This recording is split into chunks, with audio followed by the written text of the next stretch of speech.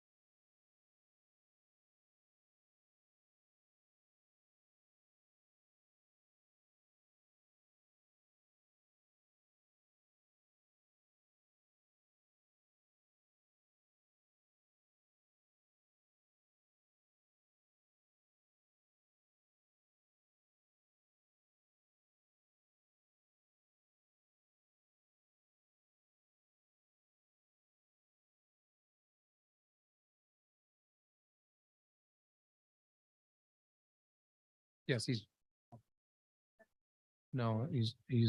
should be signing on imminently. And then he'll, yeah.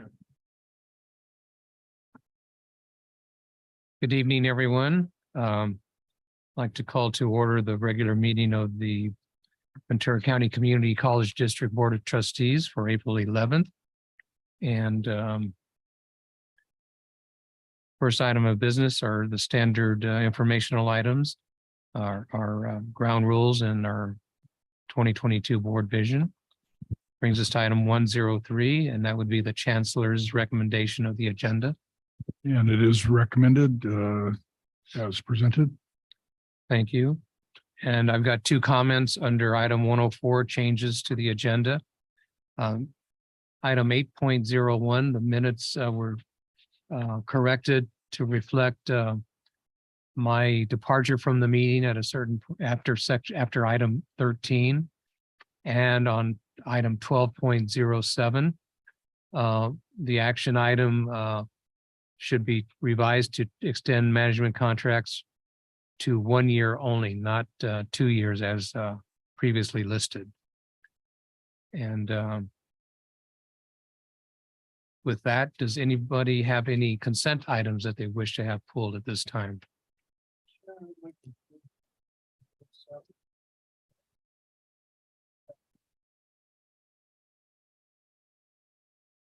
Okay. And check. Trustee Chancellor. 10.04. Oh, and 10.05. Okay.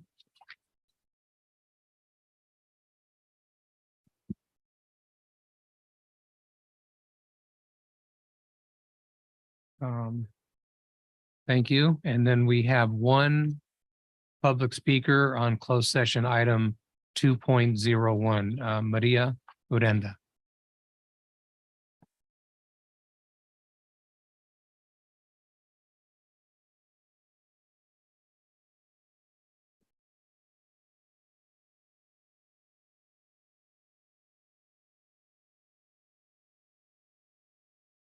Good evening, members of the board and Chancellor McLennan.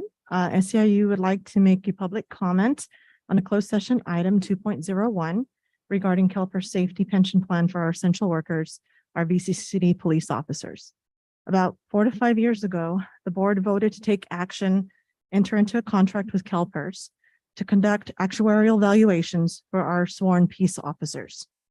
Though it has taken some time, with the assistance of Vice Chancellors Barroso and Al-Fattal and their teams, we have been able to review those costs, verify accuracy, and confirm that this would be a zero cost to the district. Our members will in fact be covering any additional cost for this additional retirement plan. The CalPERS Safety Pension Plan will allow the VCCD Police Department to finally be on par with other outside agencies and will be instrumental in retaining and recruiting for the VCCCD police force. We would like to thank the Chancellor for his support, the board for their yes votes needed to proceed and finalize what began almost 10 years ago. So we're actually very, very excited that you'll be discussing it today, and we thank you in advance. Thank you. Thank you for your comments, Medea. And I should have announced for the record, trustee Lichtel is not with us locally, but he is planning to zoom in at 5, but he will zoom in for the regular. Oh, where is he? Okay. So he will be present via Zoom for the when we reconvene in open session. At this time, then we will go into closed session under item 2.01, conference with labor negotiators, and 2.02, public employee performance evaluation regarding our chancellor. And we will be back in open session at the hoped for time of 6:30. Thank you.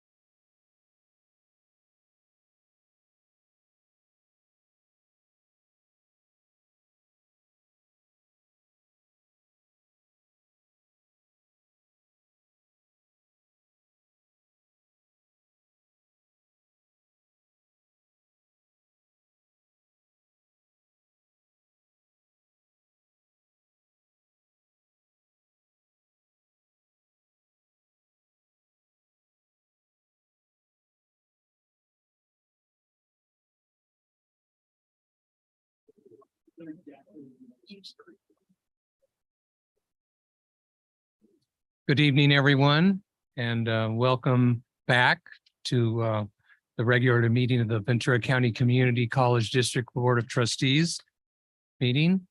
And coming out of closed session, we have nothing to report. So now jumping back to 3.01, the pledge to the flag, I would invite Chief Kelly Florman to lead us in the Pledge of Allegiance.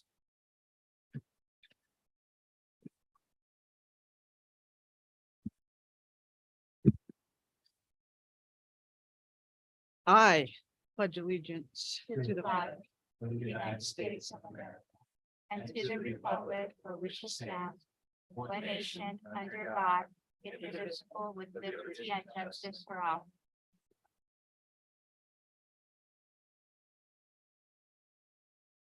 Thank you, Chief, and there will be more words of introduction to everybody later on in the meeting. That brings us to 3.03, public comments on open session agenda items. And we have one speaker card from Marianne Krause. Marianne?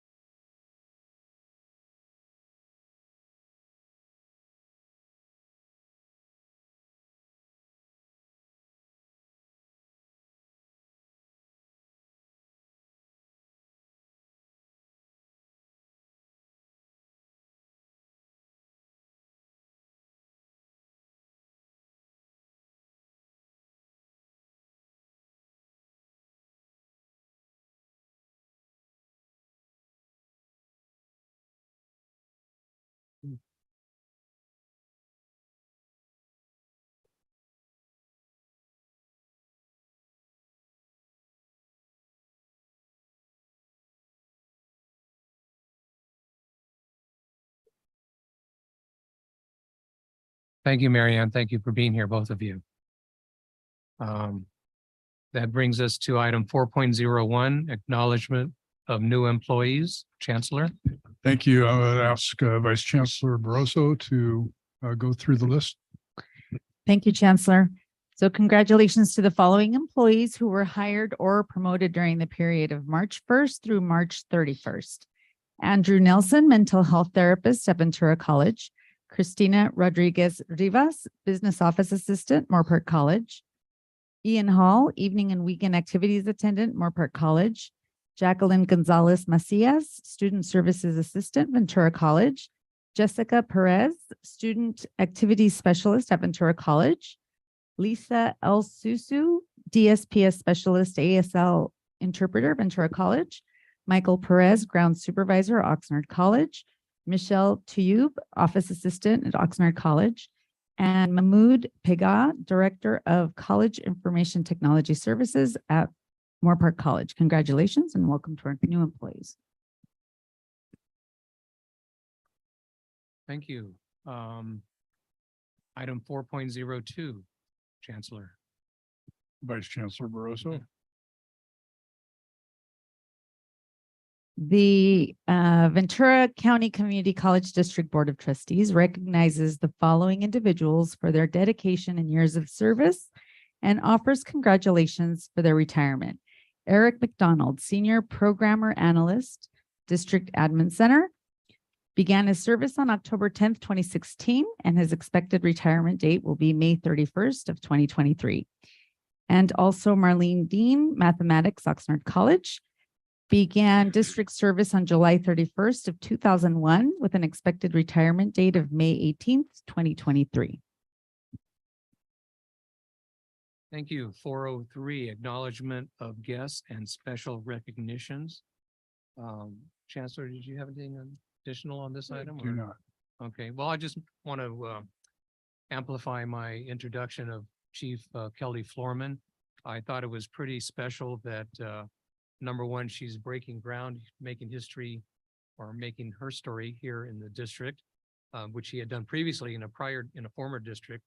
But that this happened, the last step in that process, I believe, happened in the month of March, which is Women's Her Story Month. And so nice serendipity, I thought. So welcome to the district.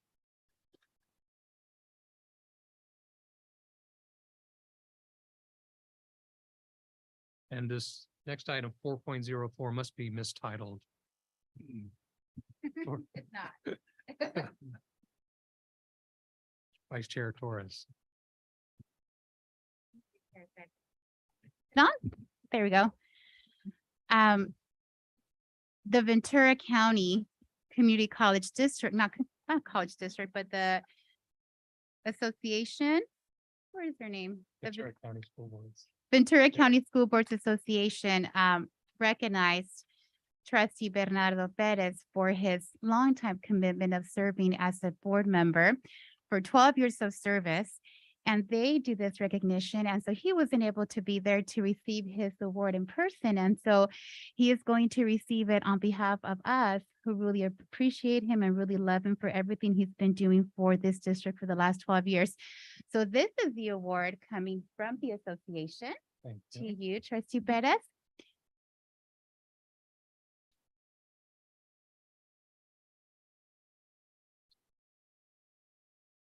And now as the board, when we come here to family, we wanted to recognize his dedicated commitment that he has really, his service provided to this district. And so we have a resolution, the entire board, and I'm going to read it because it deserves to be read. I know he didn't want it to have it happen. But we do need to celebrate all of the amazing work that you've done and your service to this district and your commitment. So I'm going to read as follows. So this resolution is in honor of Bernardo M. Perez Distinguished Service. Whereas Bernardo Perez, representing Area 4, joined the Board of Trustees in 2010 and has served as the chair and vice chair of the board.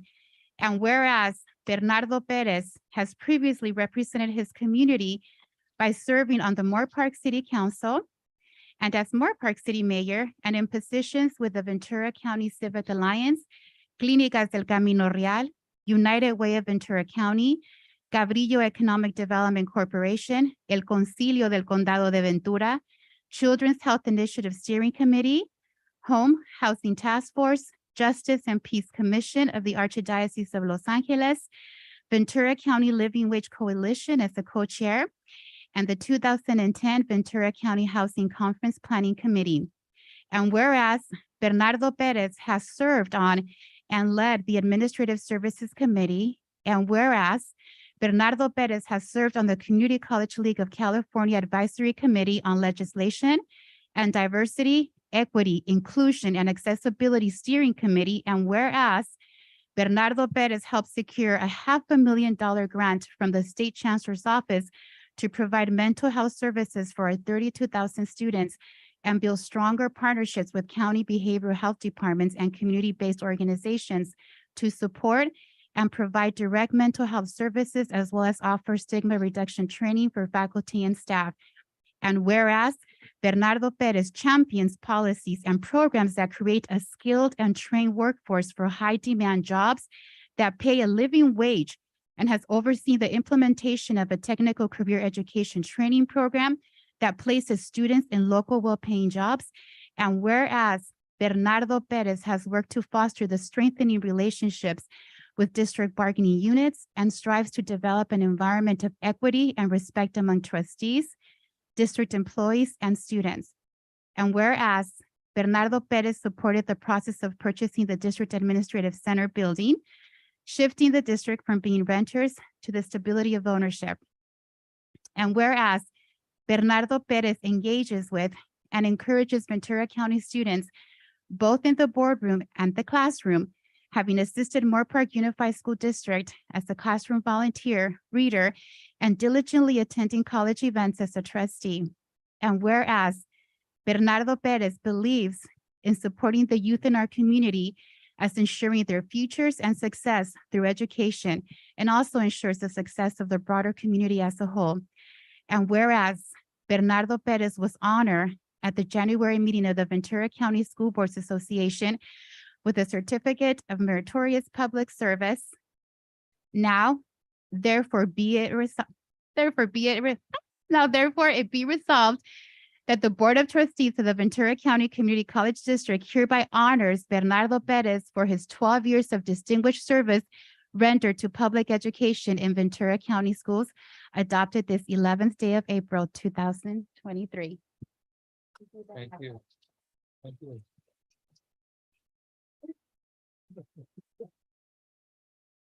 Well, it was embarrassing enough when I first saw this on the agenda. It was even more so sitting here listening to it to be read, but thank you very much, my colleagues. So I appreciate it.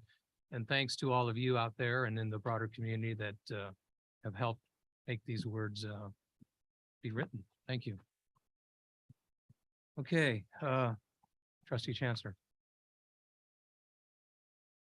Just want to add one thing, it's funny, we all see the work that, and you see it in some of the reports of Chair Perez attending so many meetings and program reviews and different events. And we all see the work that Chair Perez does as a trustee.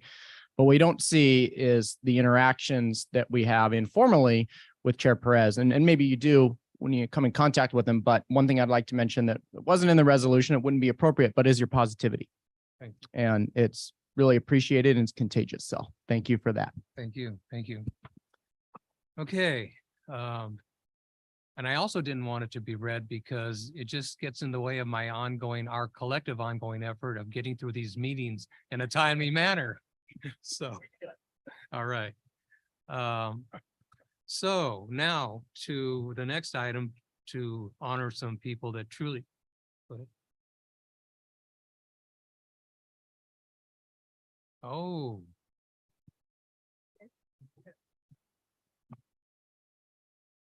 Is there a motion to approve this action? With great pride and conviction, I move approval of the resolution. Second. All in favor, student trustee. Aye. Okay. All in favor? Aye. Aye.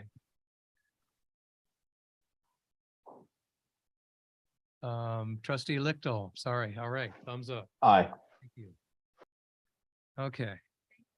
You all threw me off my game here for a second.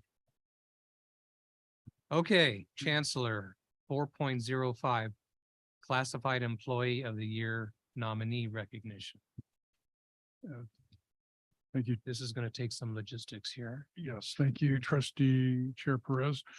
This is I guess this is part 2 of an installment of recognizing 4 outstanding district employees that were nominated for the statewide classified employee of the year.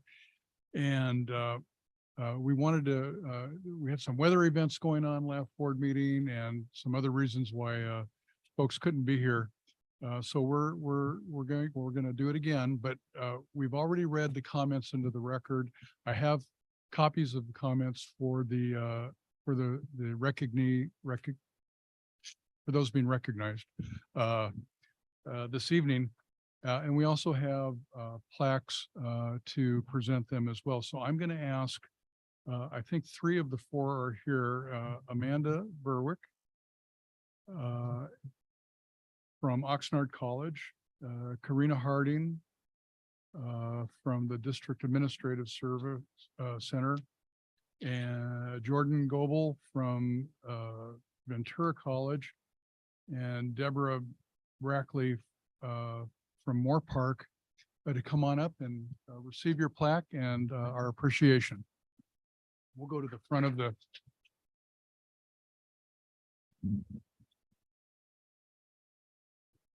What? Let's see. You want to come up? Yeah. It's really a well orchestrated, event here.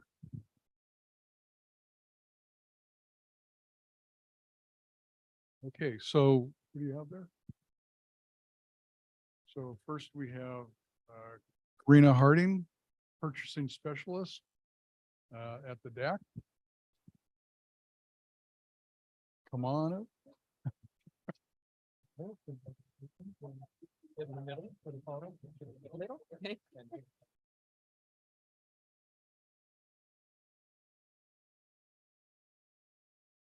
Congratulations.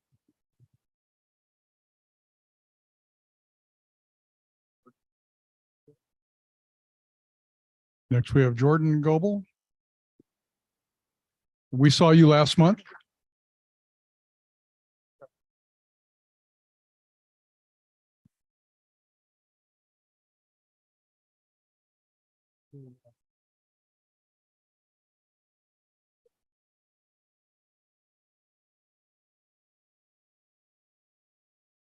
Amanda Burke.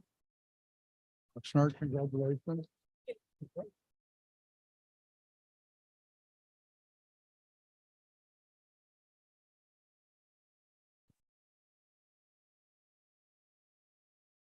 And Deborah.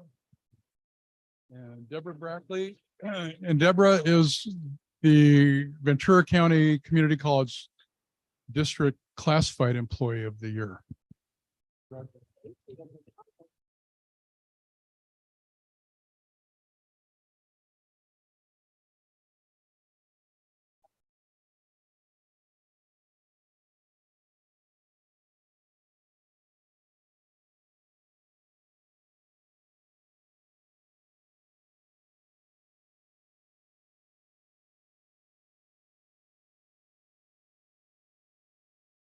Once again, to the four of you, on behalf of the board, congratulations.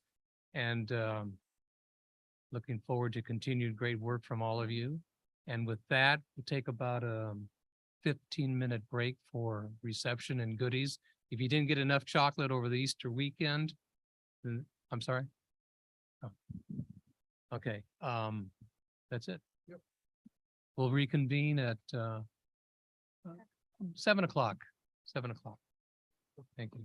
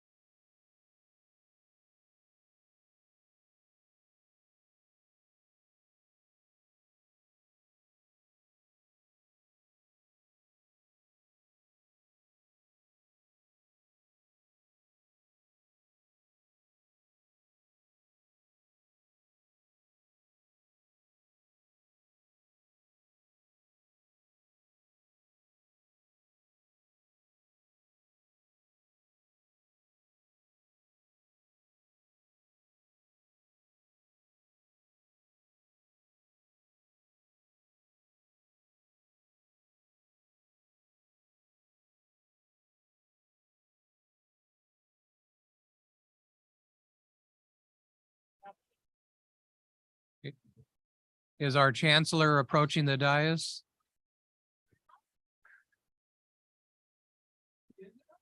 Alex, get the chancellor's attention.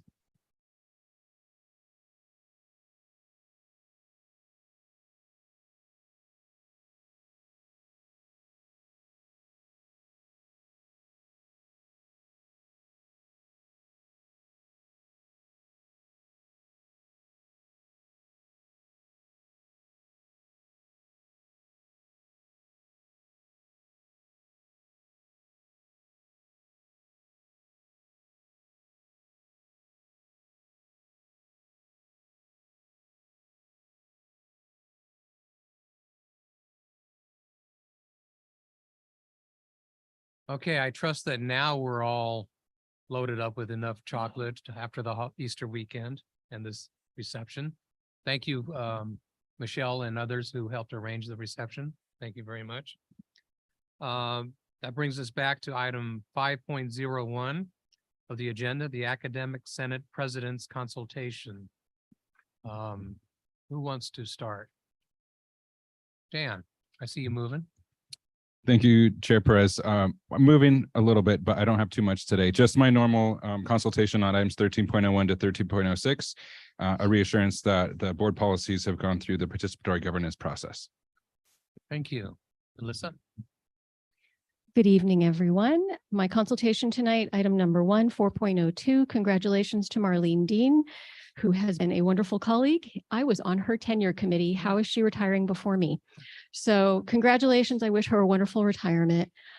Item 4.05, congratulations to our dear Amanda Berwick and all of the other classified professional colleagues who were honored this evening. And finally, item 4.04, thank you, Chair Perez, for all of your efforts and for your continued support of the Oxnard College Academic Senate. Thank you. Eric? Right. Good evening, trustees, chancellor, and distinguished guests. Thank you as always for the opportunity to comment on agenda items. I will start with 4.04. Sorry. Thank you, Chair Perez. Thank you for your dedication to making the world a better place by being involved in all aspects of our community. I'm not sure how you manage to attend everything, but somehow you find the time to join us for all our Moore Park events and the surrounding community, in addition to participating in state and national advocacy efforts. Our students, colleagues, and including myself, are very lucky to have such a dedicated trustee on our board. So congratulations on this much deserved recognition and honor. Thank you. 12.02, the clinical psychologist position at Moore Park College. The students and employees and the board alike have all supported this idea in the past in student mental health, so appreciate your support on that item. I'll echo the comments from Academic Senate President Clark on section 13 on the board policies. They've definitely gone through the participatory governance process. Some include updates from the trustees from previous meetings and look forward to completing another set of policies as there is considerable more work to continue on policy work. And 15.01, this is a fun one for a math international travel for students and faculty to South America. So very much appreciate the board support of this now updated study abroad program to ensure the safety of our students and faculty. So it's an incredible opportunity for students to learn tangible student learning outcomes from the Math M12 mathematical reasoning and liberal arts class. In addition, they'll have the opportunity to apply course concepts during the trip, and they'll have the opportunity to learn less tangible student learning outcomes as they experience new culture and develop additional skills. Thank you very much. Thank you. That takes us to 5.02, Classified Senate President's Consultation. Let's start with Linda. Board, Chancellor McLennan and guest. Just a couple of items. 4.01, just a welcome from the Moore Park College Classified Senate to Cristina Rodriguez Rivas, Business Office Assistant 1, Ian Hall, Evening and Weekend Activities Attendant, and our new Director of IT, Mahmoud Paga. 4.04, congratulations to Trustee Perez on his recognition and a big appreciation for your presence at Moore Park College, our events, meetings, very much appreciated. Thank you. Thank you. Amparo.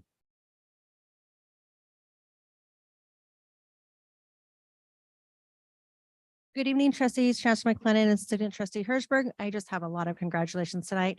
Item 4.01, congratulations to Mikey Perez, our ground supervisor, and Michelle Tube as office assistant at Oxnard College. Welcome to our new chief, Kelly Florman. I'd also like to extend congratulations to my counterpart, Jessica Perez, as the student activity specialist at Ventura College, and I look forward to working with her. Item 4.04, congratulations to trustee Perez. And item 4.05, congratulations to Amanda Berwick as the Oxnard College Employee of the Year. I've had the honor of working alongside Amanda in several capacities, including on the Classified Senate Board. I witnessed firsthand the impact she has not only on the students of Oxnard College, but on Oxnard College as a whole.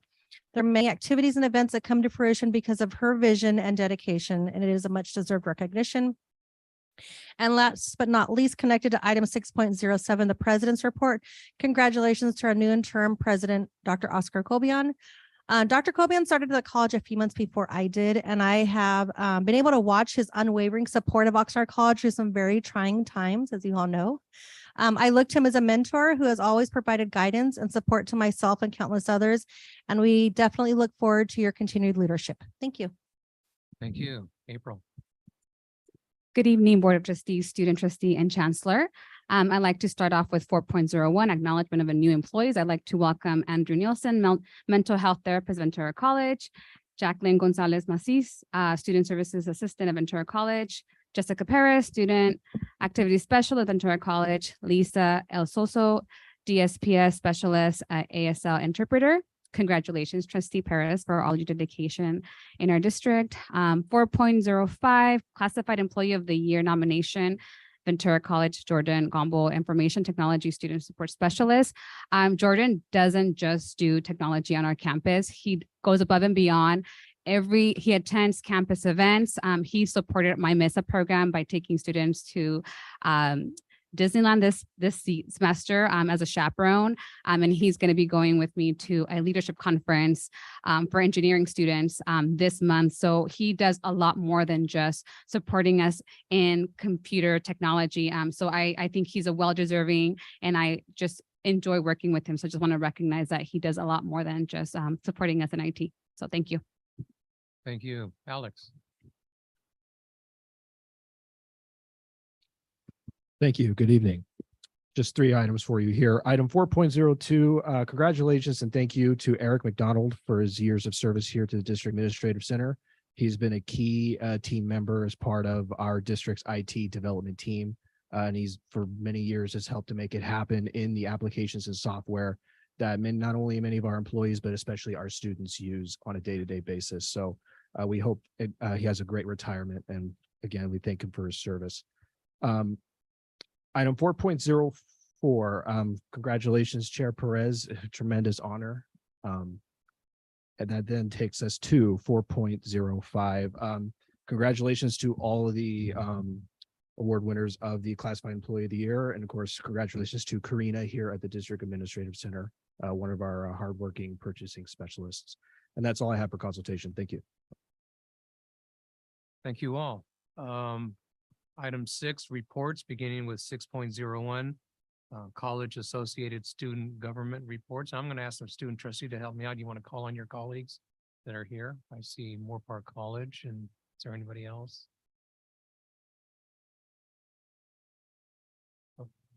Okay. All right, Moore Park College. Hello, everyone. 4.04, the associated students of Moore Park College recognize and appreciate Trustee Perez's service. Also, it was great seeing you at the Moore Park College annual strategic planning retreat. And now I'd like to inform the board about our initiatives and updates. ASNC attended the State Senate for California Community Colleges General Assembly to advocate for students at the state level. We voted on resolutions and regional and state executive boards at the General Assembly.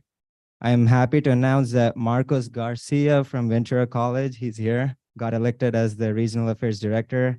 Karina Artiaga from Moore Park College got elected as the Regional Legislative Affairs Director. And Damaris Figueroa, who's also here, got elected as the Regional Vice Chair. Right after the General Assembly, we traveled to Washington, D.C. for federal advocacy.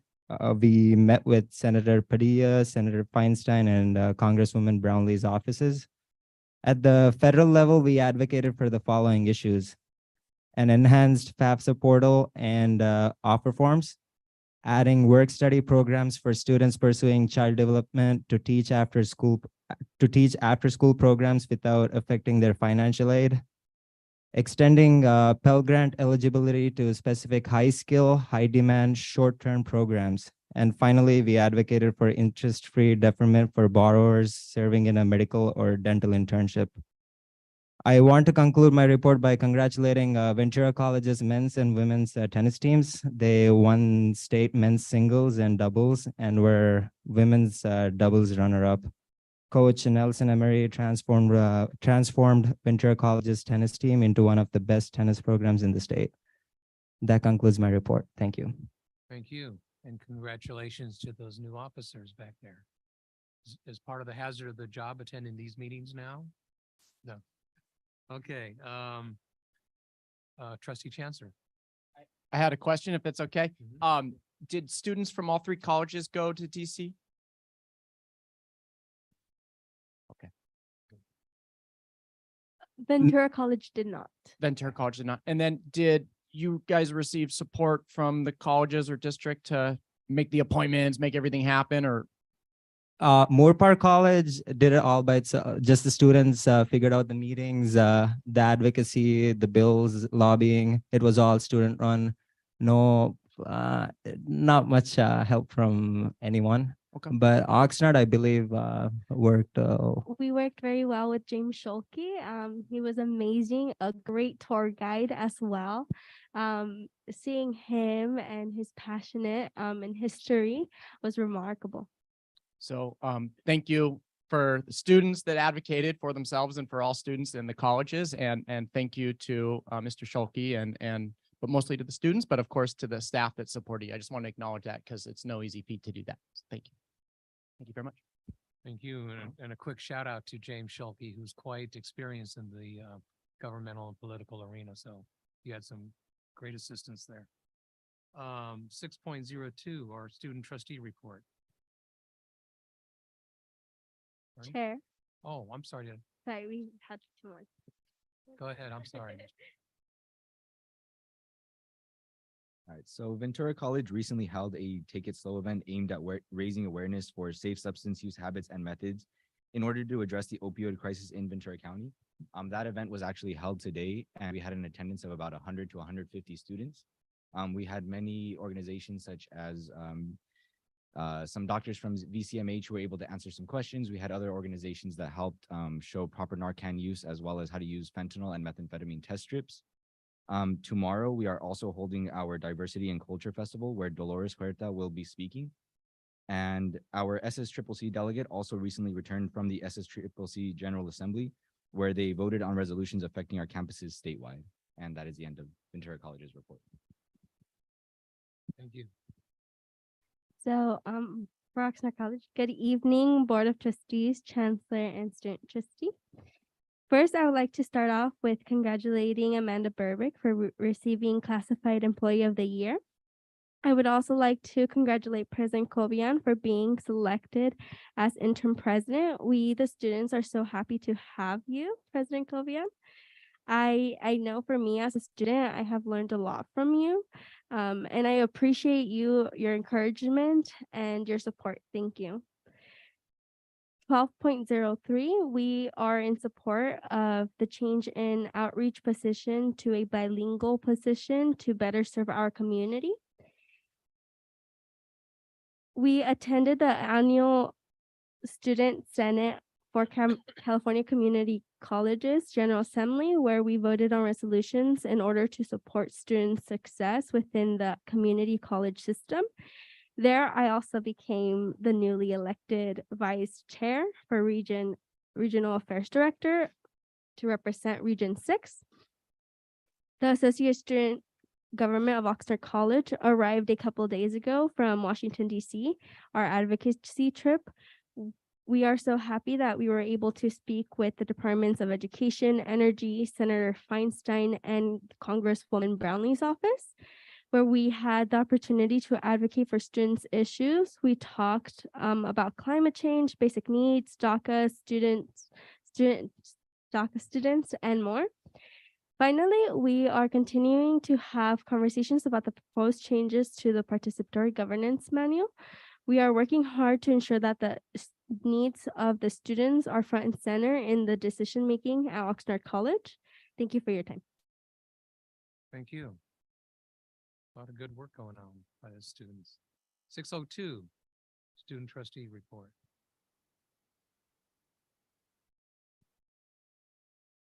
I'd like to congratulate the chair on his award.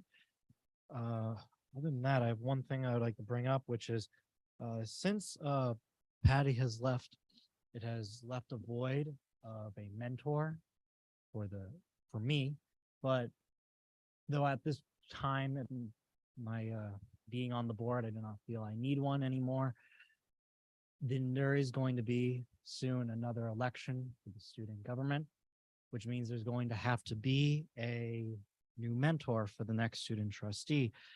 This could be a member of the board, as that is typically what it is at other colleges, or it could be a faculty here on part of the staff. Other than that, I think this is just something that should be considered and something that maybe the chancellor would like to look into. Other than that, I have nothing else. It's a good point. Thank you for mentioning that. 603 AFT report. Good Where is evening. he? There he is. I'm here. Want to congratulate Chair Perez on his recognition. We have nothing else significant to report today. Thank you. 604 SEIU. No, she was here. She was here earlier and spoke. Thank you. 605 classified Senate report. Alex.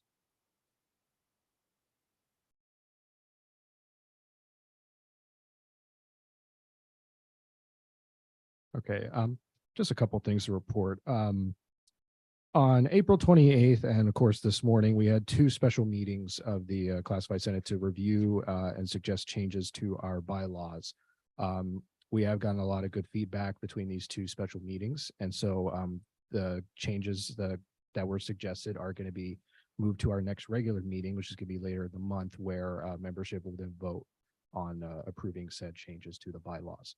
And that's going to be in line for later in May when we go through our elections cycle. So when we go through elections of officers. And that's all I have to report for Senate. Thank you. Thank you. Linda again.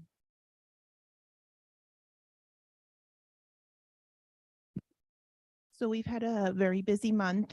The month of March, our Senate has been working and drafting our classified prioritization process in order for this process to take place during our classified Senate meeting.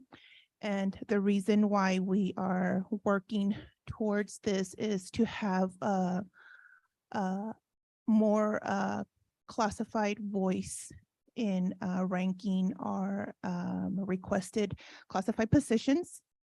So we've been working on that. We've been meeting with various administrators and faculty and other classified in a work group setting to work on this draft. We'll be presenting it to our integrated planning committee this month for review and further feedback, as well as our classified Senate meeting tomorrow for further review. So we're hopeful that it will get passed and eventually it will go to our president for a final approval. And we're hoping that this process can start, we can start with this process next year once it goes through all the governance approvals. I would like to acknowledge Brian Burns, our project specialist for Multicultural Day. Today was our Multicultural Day on campus. I just would like to acknowledge the fabulous work he did together with his committee in putting on a great day of activities, presentations. It was just, the campus was just alive, and it was something that was missed these last few years. So this, I think it was the first year that a lot of the sessions were done in person. So it was great to see just the campus alive with a lot of our students, our faculty and our staff participating. And let me see, I think that's all. That's all I have. Thank you. Amparo.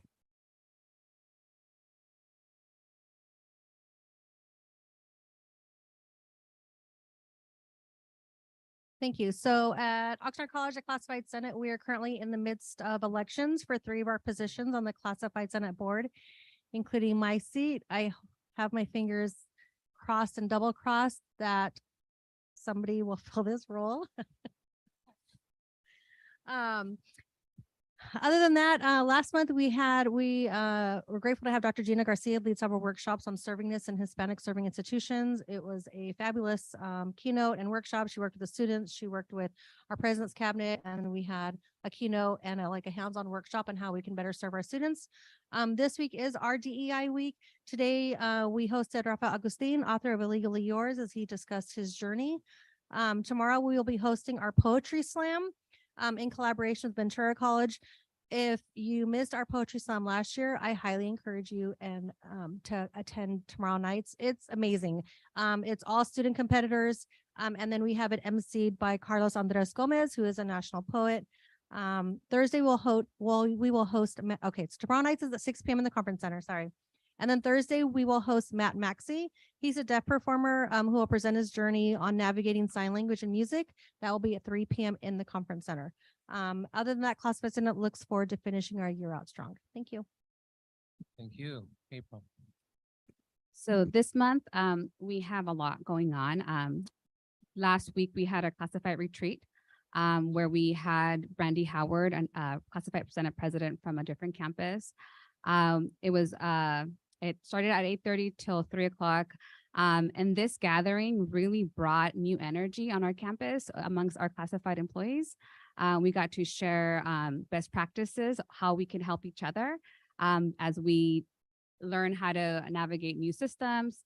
And we also took part in a lot of fun activities at the same time and ended with something sweet with ice cream. And so it was a great retreat. I want to say thank you on behalf of our executive team for allowing our campus to have our offices closed half day or almost till 3 o'clock. I want to give a big shout out to Olivia Long, who is chairing our Classified Professional Development Committee on campus. Her and that committee worked long days, very creative in the way that we did it. We were able to brainstorm upcoming professional development for next year. So great shout out to them. We are also in election. We are going to be looking to nominate a president and a treasurer for the next year. And we are ending this month with Lunch and Learn, learning about marketing strategies. Diversity Culture Festival is happening this Thursday, and Pirate Days are also happening that Thursday, where we're welcoming a set of high schools to learn about Ventura College. So we have a full week this week. So thank you. Busy times for everybody, and especially as we head into these next reports. Academic, item 606, Academic Senate report. Eric.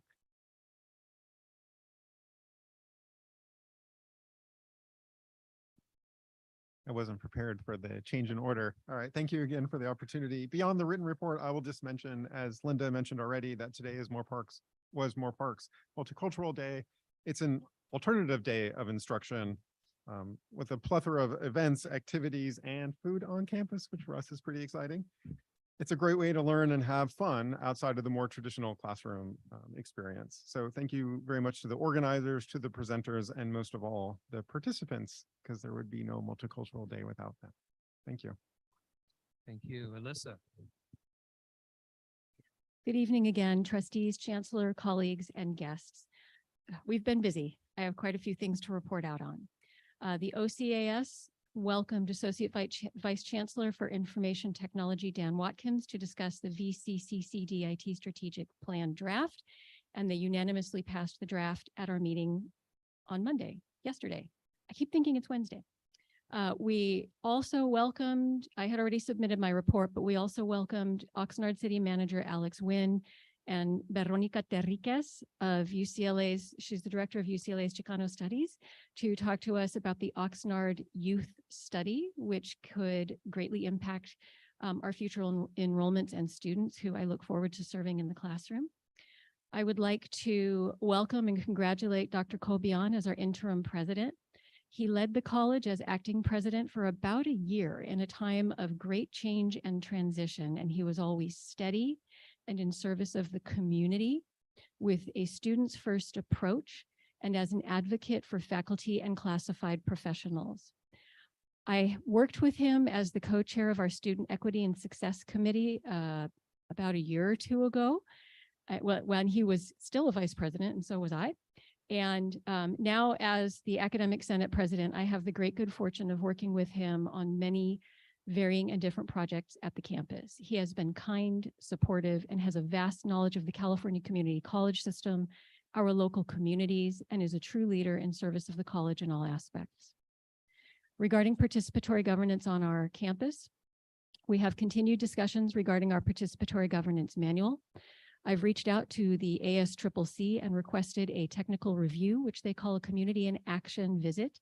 This visit will be occurring on April 26th between 2 to 5 p.m. If you're interested, I will be happy to send you the details once I have them finalized. The current Academic Senate of California Community Colleges President Ginny May and Larry Galizio from CCLC will be visiting us.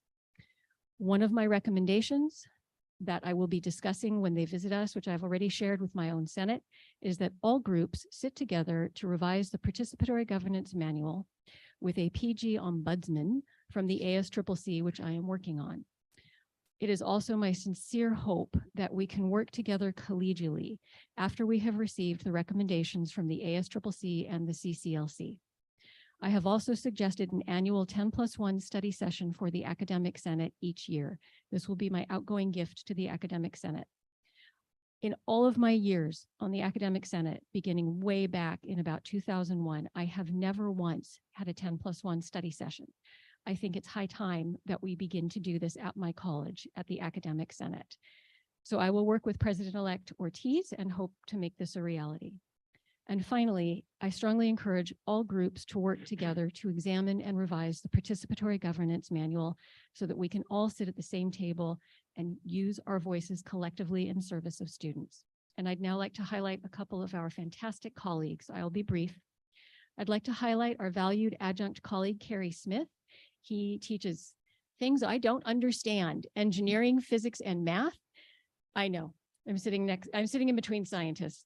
He's taught at Oxnard College since 2015. He was a double major in physics and biomathematics for his BS degrees. He has an MA in applied mathematics and a PhD in engineering. He is the club advisor for the Society of Professional Hispanic Engineers. And in his life outside of teaching, he worked for 35 years writing code for avionics at Litton Aero Products, doing laser and optic simulation and analysis at Rocketdyne and Boeing. Oh, and analysis for the Giant Magellan Telescope, exactly like my job teaching English. I would now like to highlight my valued colleague, Brett Black. He has been a professor serving students at I'm tongue-tied, I'm sorry, at the VCCCD as a mathematics instructor since 2001. Brett is equity-focused in the classroom and designs his lessons using student-centered activities, rich tasks, and community building. He was also a high school instructor and has served with the AFT Executive Council, chaired the mathematics department, and acted as the OC faculty lead on several grants that promoted student success in evidence-based pedagogy and mathematics, including Alas and Promesas.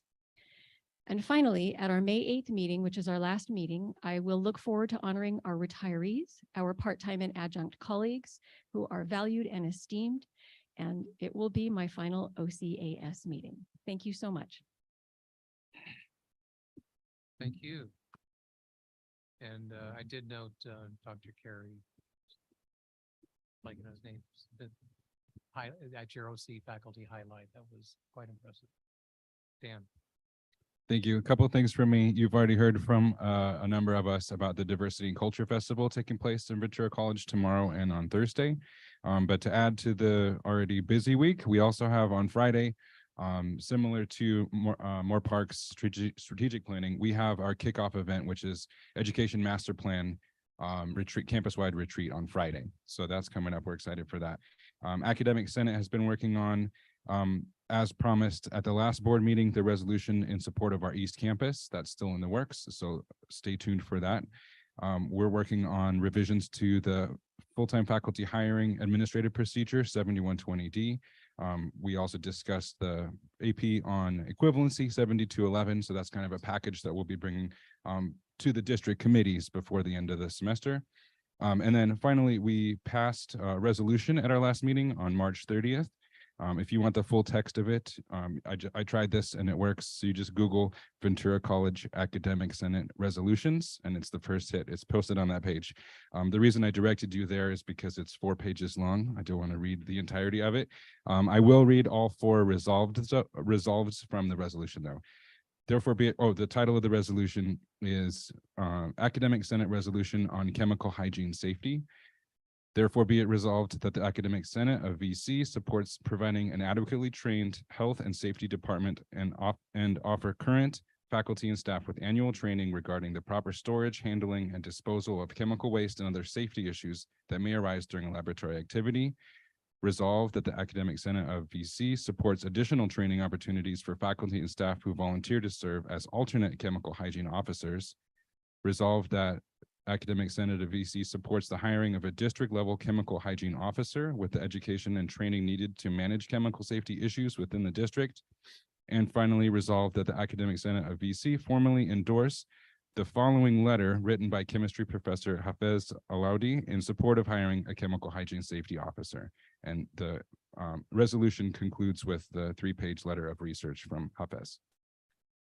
That concludes my report. I'm intrigued by that. Thank you. 607, President's Report. Julius. Good to see you. Thank you, Chair Perez, for the trustees and student trustee. March is a very busy month at Moorpark College. We started by attending the bachelor's degree workshop in support of our biomanufacturing degree. That was recently approved by the Board of Governors, and that workshop provided some really rich information for our team that attended it. And our goal is to provide the bachelor's degree in full swing in the fall of 2024.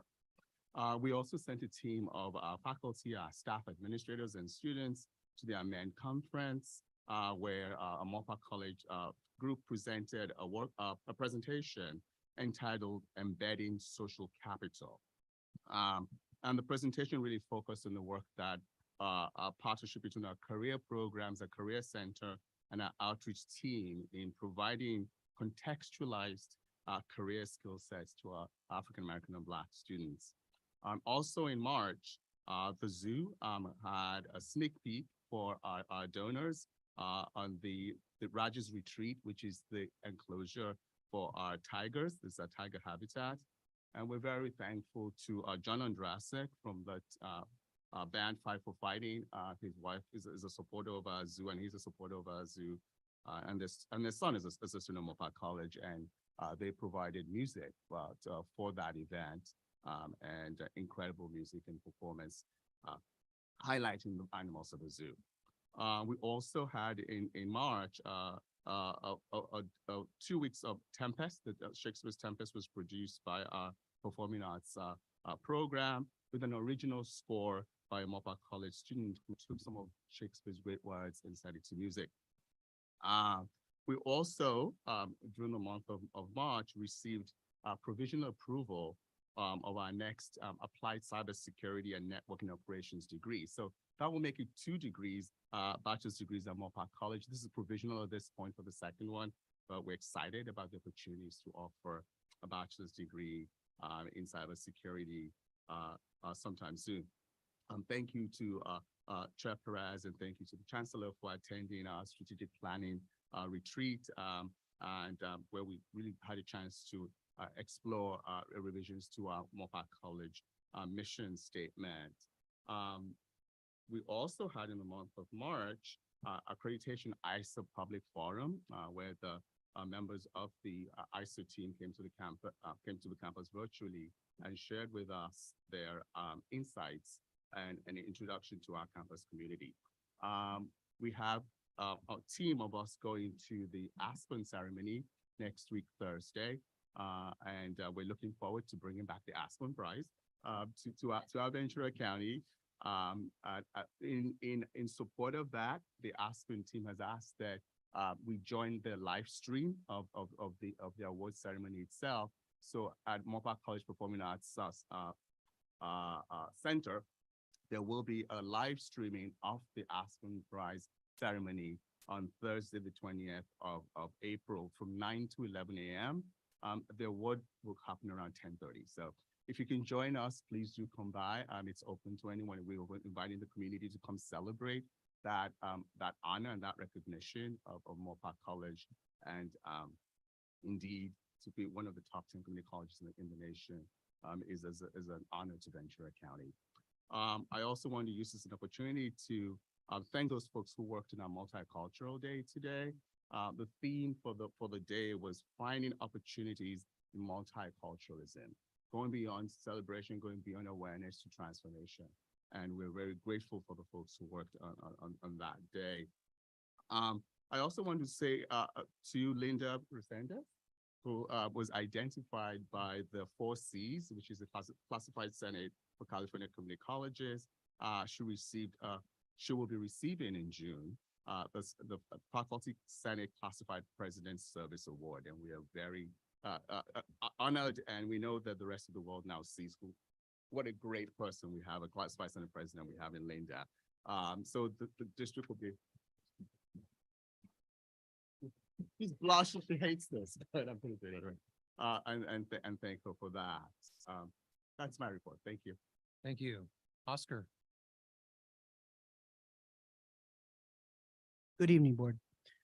First of all, thank you to Elisa, Amparo, and Damaris for their kind words. So thank you so much.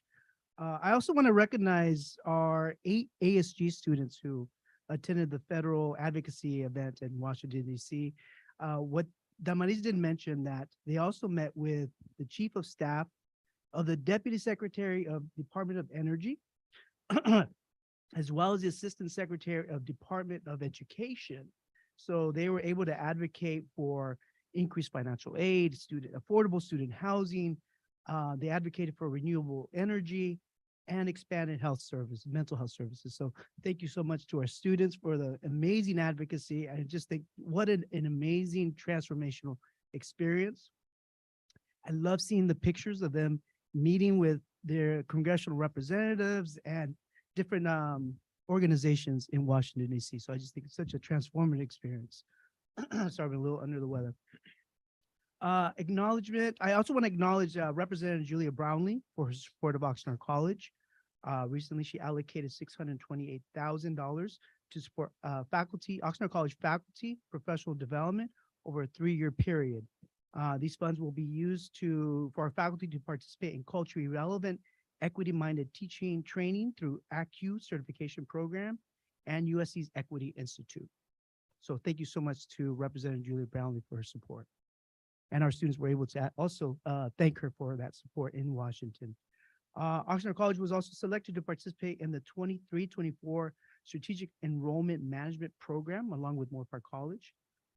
SEM will help the college develop comprehensive enrollment management plan over the course of multiple trainings and meetings, and we'll also be assigned a mentor to work with us closely.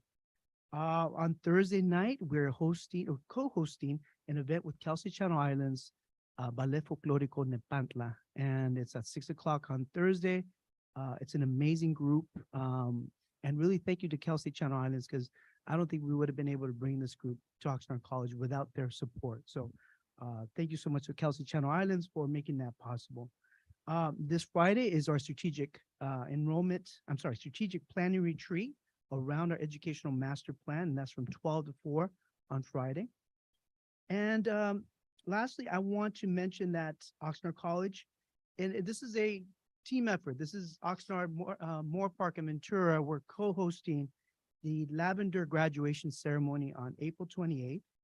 And this is to recognize our graduating LGBTQIA students. And it's meaningful that it's at Oxnard College. It has a lot of significance that Oxnard College is hosting in the first year. In 2008, Larry Forbes King, a young out middle school student, was killed in a classroom less than a mile from Oxnard College at E.O. Green Middle School. So we really want to dedicate that event to him and his memory, and also to show that as a campus, we are a safe space for all students. That event is on my calendar. I'll see you then. Thank you. Kim. Evening, Board of Trustees, Chair Perez. Congratulations again on your recognition. You accepted it with grace, as I would expect. So a lot of stuff is happening at Ventura College. Most of it is in my written report, so please see that, but I will highlight a few things. I can't help but to be excited about our Diversity and Cultural Festival and our celebration of Dolores Huerta. She just celebrated her 93rd birthday on yesterday, so we're gonna, maybe we'll even get to sing happy birthday or something to her.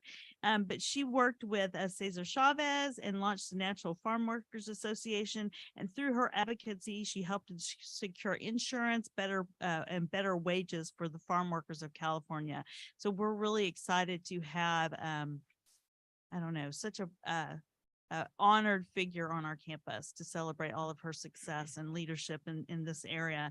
Also, we're very happy and honored to celebrate Jordan Goebel on the Classified Employer of the Year for Ventura College. You noticed at the beginning of the meeting, I was having computer problems, and even in this, I was able to get his. So he is a jewel. No one take him. He's too good. Let's see what else.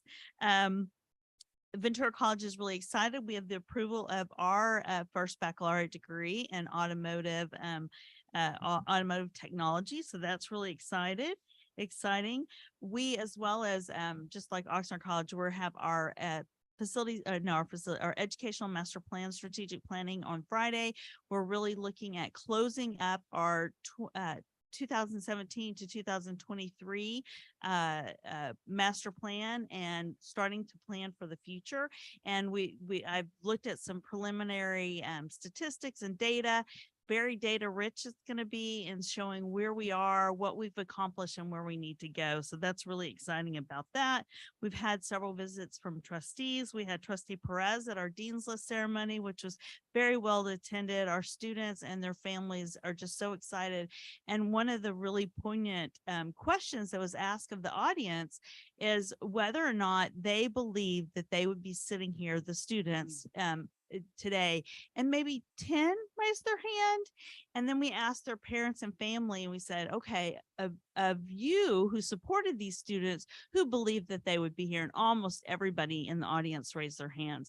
So I'm really hoping through events like this and our celebrations of our student successes that they'll see the success in themselves, which was really important and really exciting. And then we had Trustee Lichtel that we toured around Ventura College. That was exciting. Trustee Chancellor got to see a tour of the Sheriff's Academy, and I think he's going to take his class there maybe, which will be exciting. And Trustee Torres, I didn't get to listen to it yet, but I hear you're a podcast star now, and you were talking on the Chicano Speak. So I'm looking forward to listening to that. I was at a conference that week. We have an Earth Day celebration. It starts this week. We have several interesting things, and I'm sure Trustee Chancellor might be interested in some of those. But we have on the 17th, Powering the Planet, Ventura into Earth's inexhaustible energy options. On the 18th, we have Rethinking the World's Waste, Circular Economy, Reducing, Reusing, and Realizing the Impact of Single-Use Plastic. And then on the 19th, we have Most Epic Earth Healing Projects, Inspiring Leadership for Planetary Visions and Projects.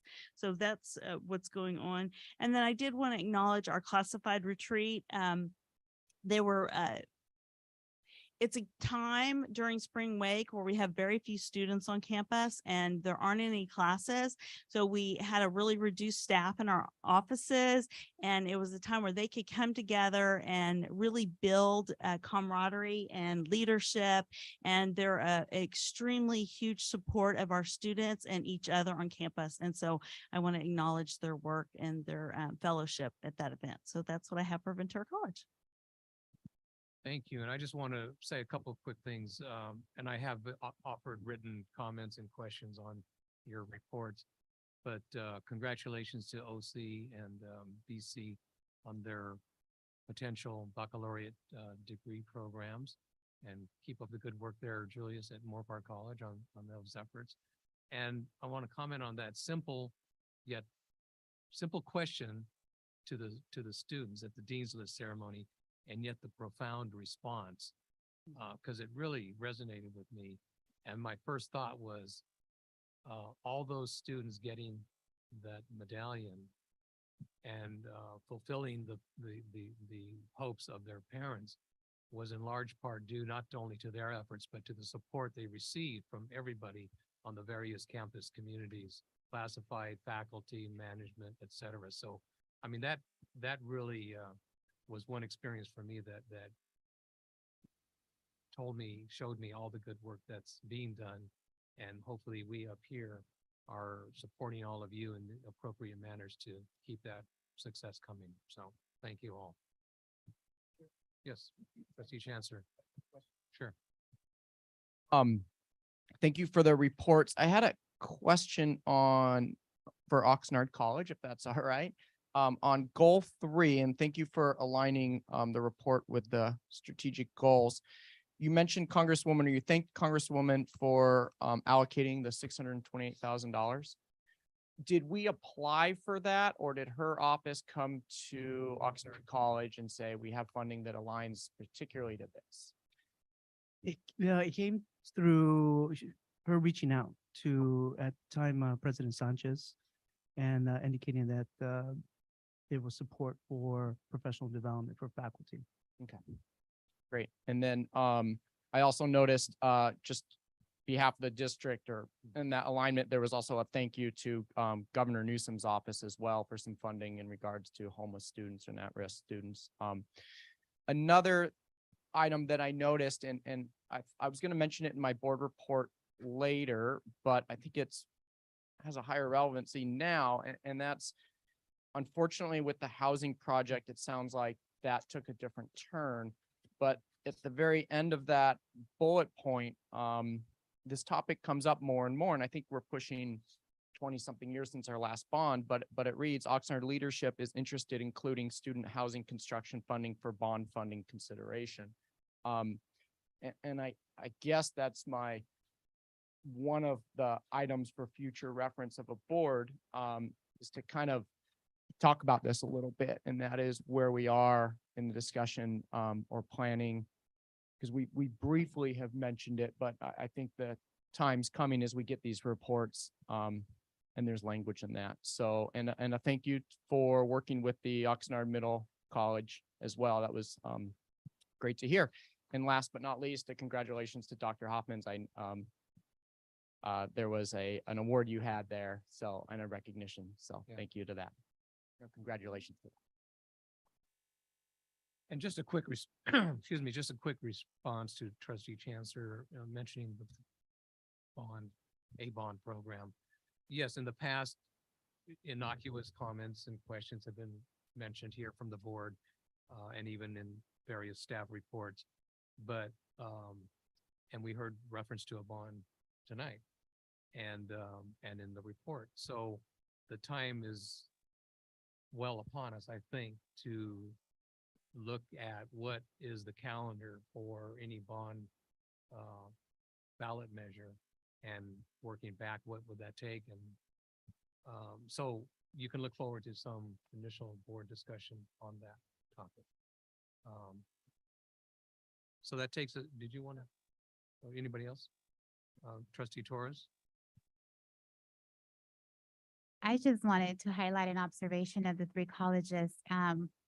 You probably can't see it because you're in the works, but the beauty of becoming a district. Like we come together, there's no divisiveness, is we are a Ventura County Community College District family.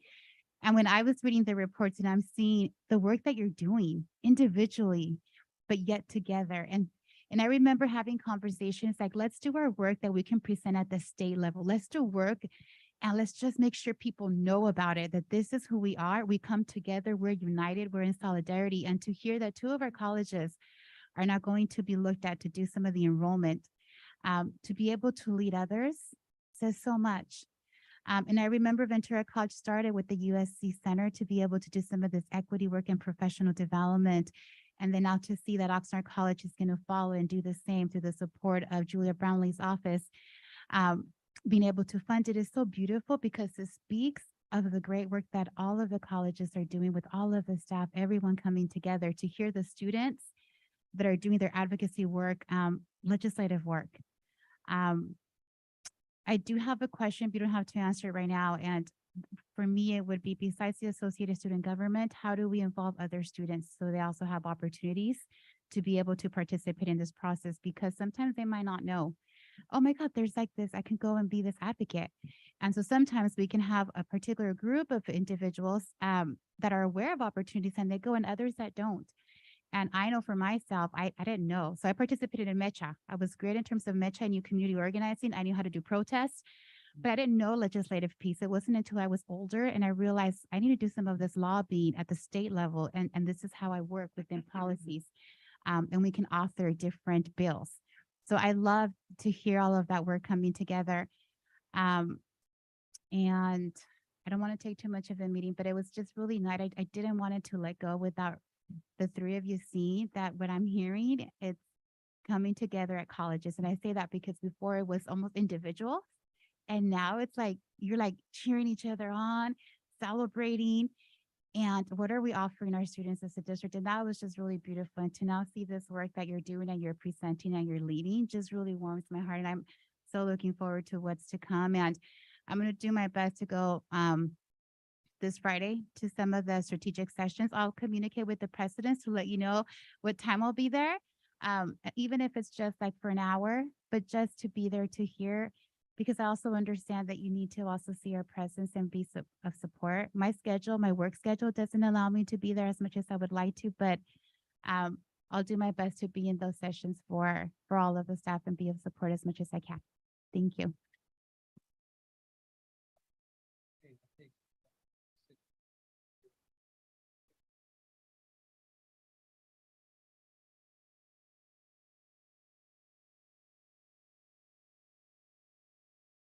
The Administrative Services Committee met on the 22nd of March. Thank you, Chair Pettis, for joining us. Trustee Mantu wasn't able to be at the meetings that you came in. Trustee Mantu, it was a really short meeting. It was very short. I think the shortest one we've ever, it was like 30 minutes and we did like 2.5 hours, I think.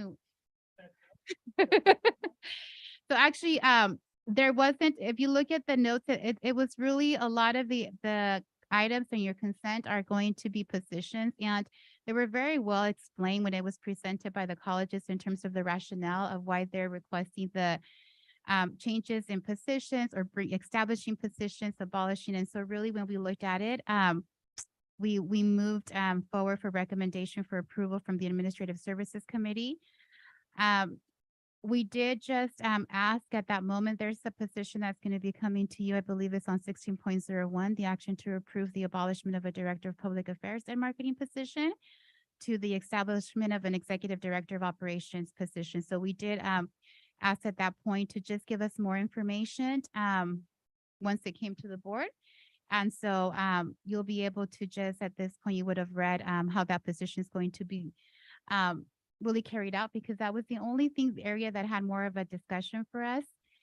And I think that's pretty much it. We didn't have any board policies. It was a very short agenda for this particular month, not like the one we had before with major items coming to us to the board. So anything else that I might have missed?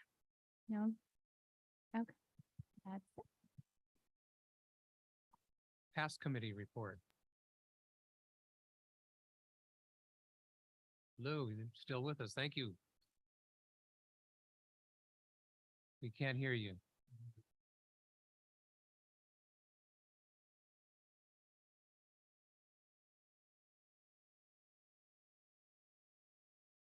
No.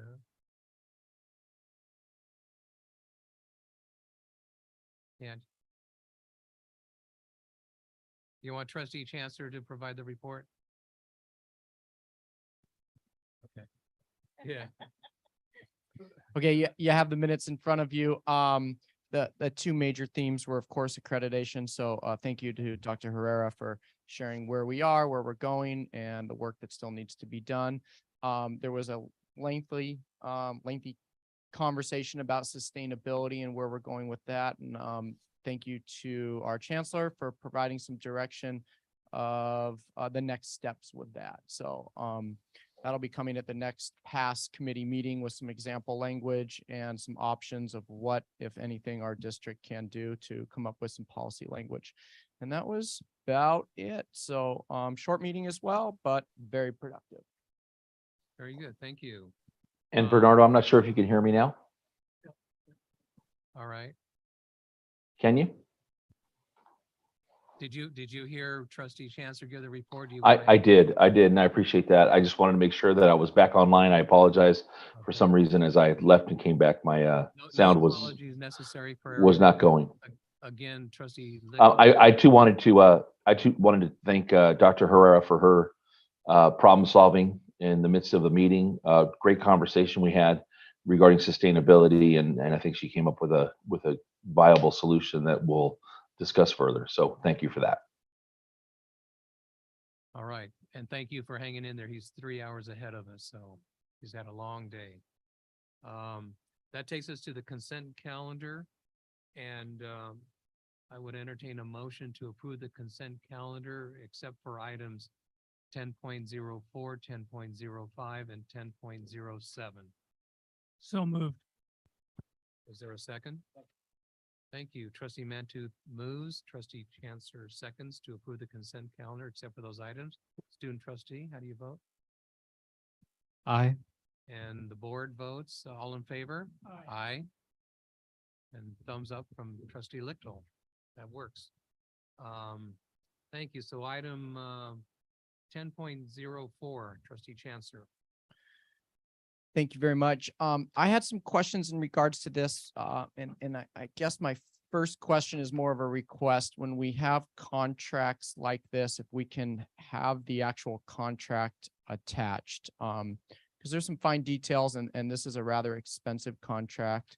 It looks like it is a monthly fee of over $60,000, and it's for 3 years.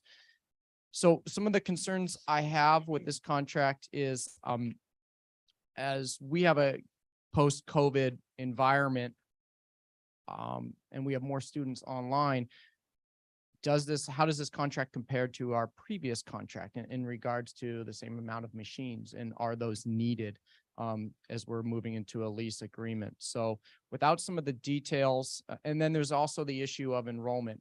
Is this contract bigger or as big as our previous contracts, even with a declining student enrollment number now? So these are some of the questions I have, and it was hard to understand some of the details without the contract itself. So I would recommend, I don't know if it's time sensitive, but I would recommend pulling this item and attaching the actual contract and receiving a little bit more information, just due to the large dollar amount that it entails. Well, I would just ask the question, is it that the amount of the contract, or the fact that you had those other questions about how does it compare to past learning environment situations? It's and if it's that, I think we've discussed, or it's been touched upon, that we're still in the midst of adjusting and finding out what the new reality is and how we're, the instruction mode. So and then getting back to your request for a look-see at the contract, which I support. I think in the past, we've also asked maybe providing the link. Okay, good. But I would suggest that your questions could be responded to, but moving this thing forward to keep the district moving, basically. Any? Oh, No, I just will say there was exhaustive work done on the part of staff, working with the different vendors and so on. And there were these proposals that proposed. I will say one issue that I think will help address your question about the services. So the work that happened as part of that proposal and the job walks that occurred for the vendors to come and see really looked at everything. Do we need these machines here? What about that machine? How many machines are you going to replace for the cost? All of those issues, which is, referenced here item. I think the point that maybe go right more to the heart of your comment, I did ask for some dollars that we have spent for copy services for the last 2 years. So this year we've spent so far to date, right? So that's through March 30th, let's say, $470,000 for the contract with RICO, with this particular same vendor. Last year, it was a total of $716,000. The year before, which was 2021, it was $675,000. The year before, which was the pandemic year, 1920, we spent $1.15 million. Prior to that, it was more in the, I don't have those numbers, but more in the $1.5, $1.6 million range. So the cost really has come down quite a lot because of the pandemic and the enrollment issues and et cetera. So I would expect this particular agreement for the basic standard monthly fee of $60,000, $720,000 a year, plus the cost of copying. So I would imagine it's going to be in the same ballpark of 1.2 million, maybe the pandemic year. And again, all of that was discussed and looked at of how many copies, how many students, how much enrollment, all of those sorts of issues. I believe, and it's not stated here, but I believe that the contract needs to renew July 1. So there is some timing issue for that. If that helps. okay. If there are no other questions, is there a motion to student trustee? Could you repeat that again? How much we've spent yearly in the past? Well, for the pandemic year, which started in March, right? When the pandemic was announced, March of 19, I think it was 1.2 million we spent. So there was been a lot of activity at the beginning of the year, but then throughout the year, because we were doing remote and so on, it was less so. But basically, the last 2 years we've spent less than, well, on average, $680,000 for 2 years. This year, it's been $470,000. So it'll probably end up at around that figure, 700 or so. The fee for RICO, which is the recommended firm, and the table on the board item is $60,500. So that's for 12 months. That's $720,000. Then there would be additional costs for the number of copies that are made and so on at the rate that is on the table. So the last 3 years has been around 700, and this is going to be 720. There's been a lot of inflation in the meantime, and cost for copy machines they're replacing, all included in that fee. Okay, because I'm just trying to think, because it sounds like we went down in how much we're paying. Well, we went down because students weren't on campus making copies. I mean, faculty, students, that there were fewer students on campus because of hybrid and distance, online learning and so on. Okay. Thank you. Trustee Torres. I do have to say, going to Ventura College, I was happily surprised at the amount of students on campus. I mean, that parking lot was filled and they were walking the campus. They were in the library. I loved it. So I can see the cost because they're showing up. The students are on campus.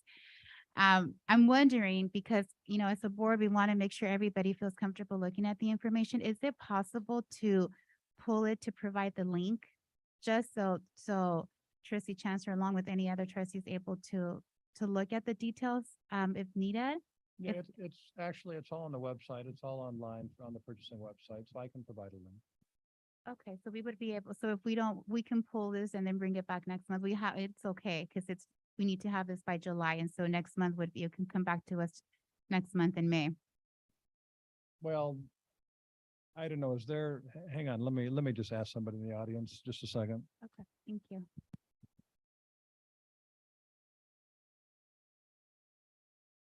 That's fine. Chancellor. I think these are all, good questions. I appreciate them. I do have confidence in the very detailed, elaborate assessment of the need. I can just think back over time when we were buying machines, the technology's changed, dramatically in terms of how workflow happens. We're now leasing.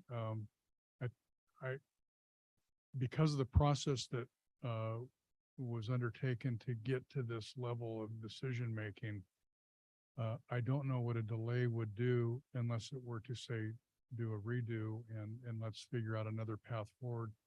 I don't know that there's a reason to delay at this point. I have confidence in the process that got us here, and the pricing, looks good, but obviously that's here for a board vote. Let me, Trustee Mantu first.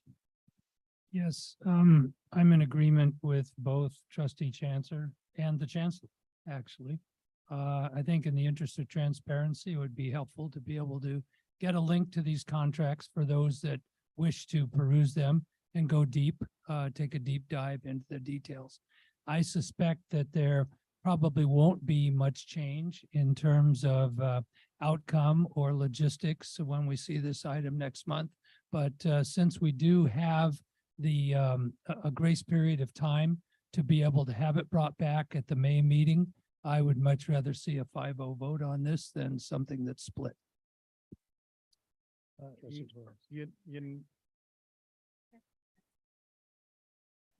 Student trustee. And another question, why was Rika chosen over something like Konica? Because from my knowledge, I thought it was always the cheapest contract wins. So for this type of lease, it's not the cheapest. It's the vendor who can best service the district at a reasonable price. It's not a low bid situation. Okay. Trustee Chancellor. I agree with all the comments, and I don't want to preach to the choir, and I know this, but part of the work that we do using public funds is the work is for us six to make sure that we're approving public funds in the best manner for the public. But it's also an opportunity for the public to look at these contracts and to make comments and to reflect on it. And in this particular case, they can't. Neither can we, because we can't see it. So I also agree. I don't suspect there will be any changes, and I'm not looking to make a delay to make a delay. But I think in the eye of transparency, it's very important that we have that contract. So if there is time to do that, I would appreciate pulling you. So on that very important point, are we certain that there's no problem with delaying this? And one other question, I'm sorry, before you even answer that one. This particular contract, it's an extension basically, right? It Does is. it differ substantively from the current contract? No, there's pricing issues and so on, but no. All right, thank you. So I'm because it's current, I'm sure the vendor will work with us to just bring it back next month and. then I see a consensus for the board to bring this back, which we will do. I would only make one comment, though, that much as we heard from members of the Academic Senate about how certain matters went through a diligent process, and as we heard the Chancellor speak to the process that his team undergoes before something is brought forward to us, I think we have to take that into consideration when they're asking us to support their recommendation on a matter. But with that, we'll move forward then to the next item, 10:05, trustee Chancellor. Thank you for that. It has a similar theme for me, as a large project that is, it looks like nearly $1 million, and some structural changes, in particularly a campus center plaza shade structure. It's hard to, approve something when we don't know what it looks like, what the contract entails. So it sounds exciting, but, I couldn't even read between the lines to understand where on the campus it is and what it looks like. So, and who was involved in the process of deciding this? Did students have a voice in this matter and things like that? So I certainly don't want to display anything that would benefit or delay anything that would benefit students in the learning process. But I can't support it without seeing the contract and what it looks like and to make sure it fits the needs of our students.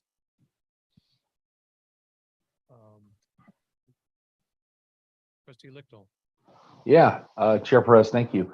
I might be able to help out with this, and Dr. Hoffman, you can correct me if I'm wrong, but I had a wonderful visit with Kim a few weeks ago at Ventura College, got a great tour of the campus, and I believe this is the shade structure that you were talking about just outside of the ASG area or the student government building. Is that accurate?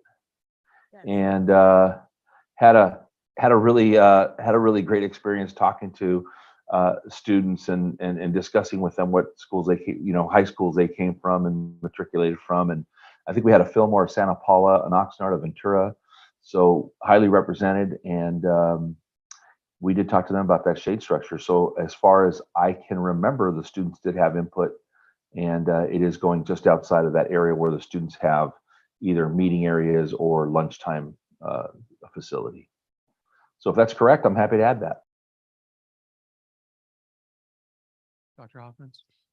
So this is a critical vote. This was a very challenging project. So as part of her fundings, the colleges were encouraged to increase their outdoor classroom space, and this is one of those efforts. And the ability to spend that funding is critical to get this passed. And the shade structures had to already be DSA approved. So when we're looking at possible bidders and the paths that we could pursue, we were very limited. I don't know. Did I catch everything, Kathy? But yes, I'm sure that this went through our FOG process, which is our Participatory Governments Committee, and students are representatives on that. And I wanted to add that I also went and met with ASVC government several times last year to be giving them updates, and they are very excited about all of these shade structures that are going up. So it has gone through, and it's been updated through several groups throughout the campus throughout the year on our projects. I guess my ask is moving forward, that the board receives the same amount of information that all the participatory governance groups receive. So I'm sure as part of the students' approval and the different groups, they saw what this shade structure and some diagrams would look like. I think we need to be included in that process for transparency, and so does the public, as we're going to spend nearly $1 million to do that. So that's my only ask moving forward. And it may also bring upon a question on consent versus action.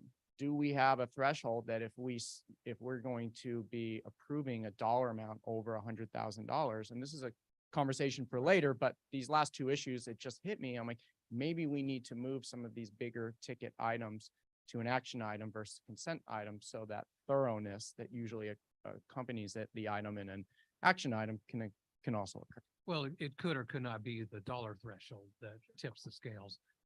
But I do agree with you, and I think we have spoken to it in the past, it's a simple matter to resolve some of these concerns. Provide a link, provide maybe an exhibit or a rendering if that's all you have at this point. Just enhance the information that comes to the board is what you're asking for. So in this instance, if you could, encourage you to move forward with it, and we can send it to you, the information. I was about to ask, with that, is there a motion to approve them? Oh, well, wait a minute, I'm almost getting a motion here. So moved. in the interest of, does somebody make a motion? Trustee Lickleton? Okay, then, Yeah. then in the interest of, time, I'm reluctantly will second this item, but with the hopefulness that moving forward, we can sort of change some practices. And I certainly appreciate that second, trustee Chancellor. Student trustee, how do you vote? Aye. Board votes, all in favor? Aye. All right, thank you. Trustee Mantooth, item 1007.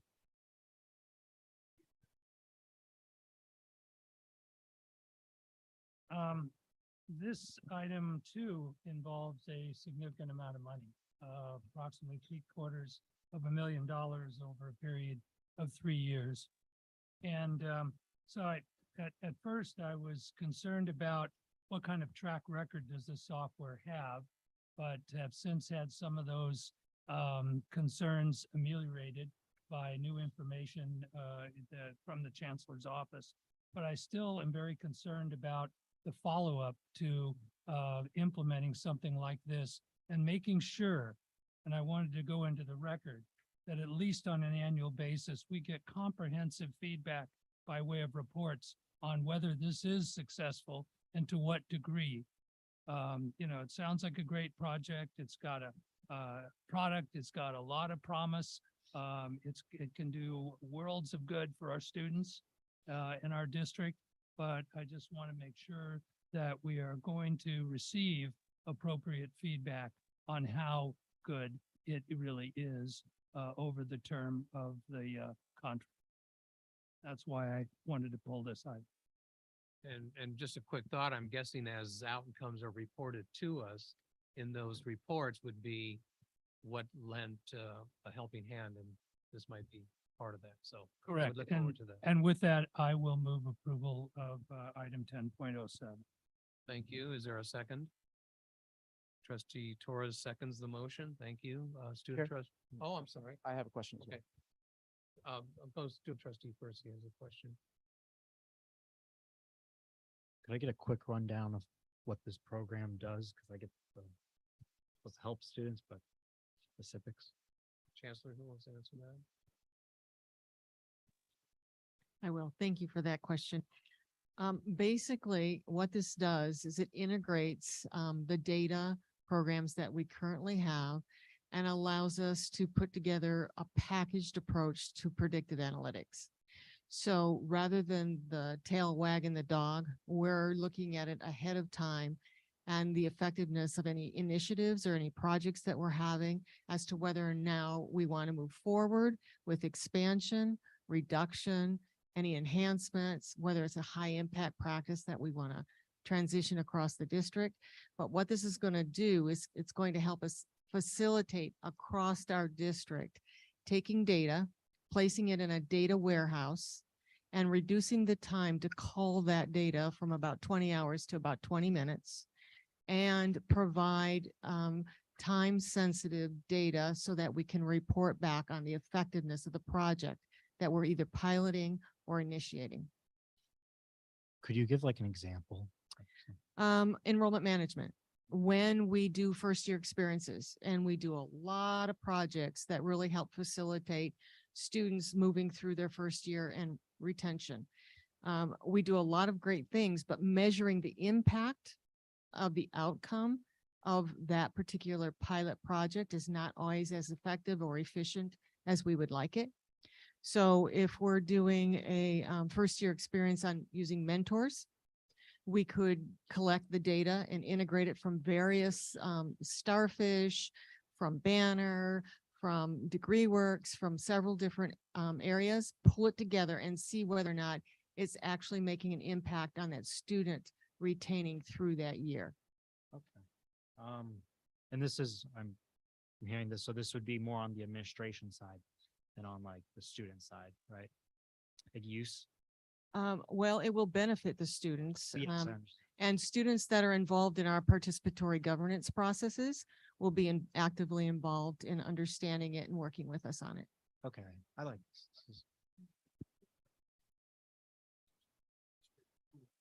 Not a student tool or a student portal process. Correct. Yeah. Trustee Chancellor. Gosh, I just spaced out. I was so engaged in your questions. I've lost my question, so I'm sorry. Yeah, it's fine. Been there, done that. Go ahead. Forward to the work we're going to get out of, especially as we're looking at equity. I know as a board, we've been talking a lot those metrics and how can we start looking ahead? How can we disaggregate the data?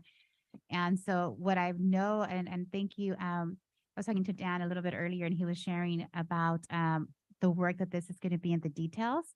And that made a huge difference for me because I know that's been a lot about, okay, equity. What does it look like? How are we going to be able to disaggregate it? How do we use the data? How do we interpret it? How do we do the whole data analysis?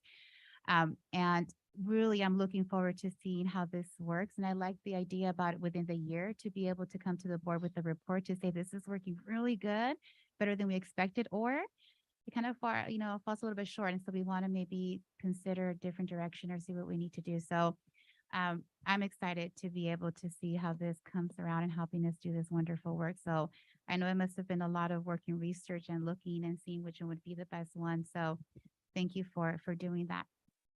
Mr. Chancellor. Very quick question. It says restricted general funds for the fiscal. Do we know what is that 113, 114? It's the COVID recovery block grant. Oh, so this is still COVID dollars. Okay. Thank you very much. Okay, thank you. We have a motion by trustee Mantu, the second by trustee Torres, student trustee. How do you vote? Aye. And the board votes all in favor? Aye. Thank you. Okay, that takes us then to item 13, board policies. And if you'll notice, well, first of all, if you'll notice in the committee report, there was mention of these board policies. And you'll see they've been labeled second readings, action to reaffirm, action to approve, action to retire. So it's, well, when I participated on the committee in pinch hitting for, I forget who now, I'm spacing out. But yes, but it's our hope that just as you saw some HR items on consent calendar, recognizing the vetting that these items have gone through when it gets to the board, in time, some of these may shift over to consent as well. And the hope is, maybe if someone is bold enough to consider a motion for one or more or all of these items, or if any of you have a particular policy you want pulled for question or discussion. That was the intent when we discussed it, but it's certainly the board's. Chair Perez, Trustee Mantu. I'm gonna take a stab at it. Okay. I would like to make a motion to approve policies 13.01 through 13.06 with the exception of 13.05, because I have a suggestion there. Okay. Is there a second to that motion? Second. Thank you.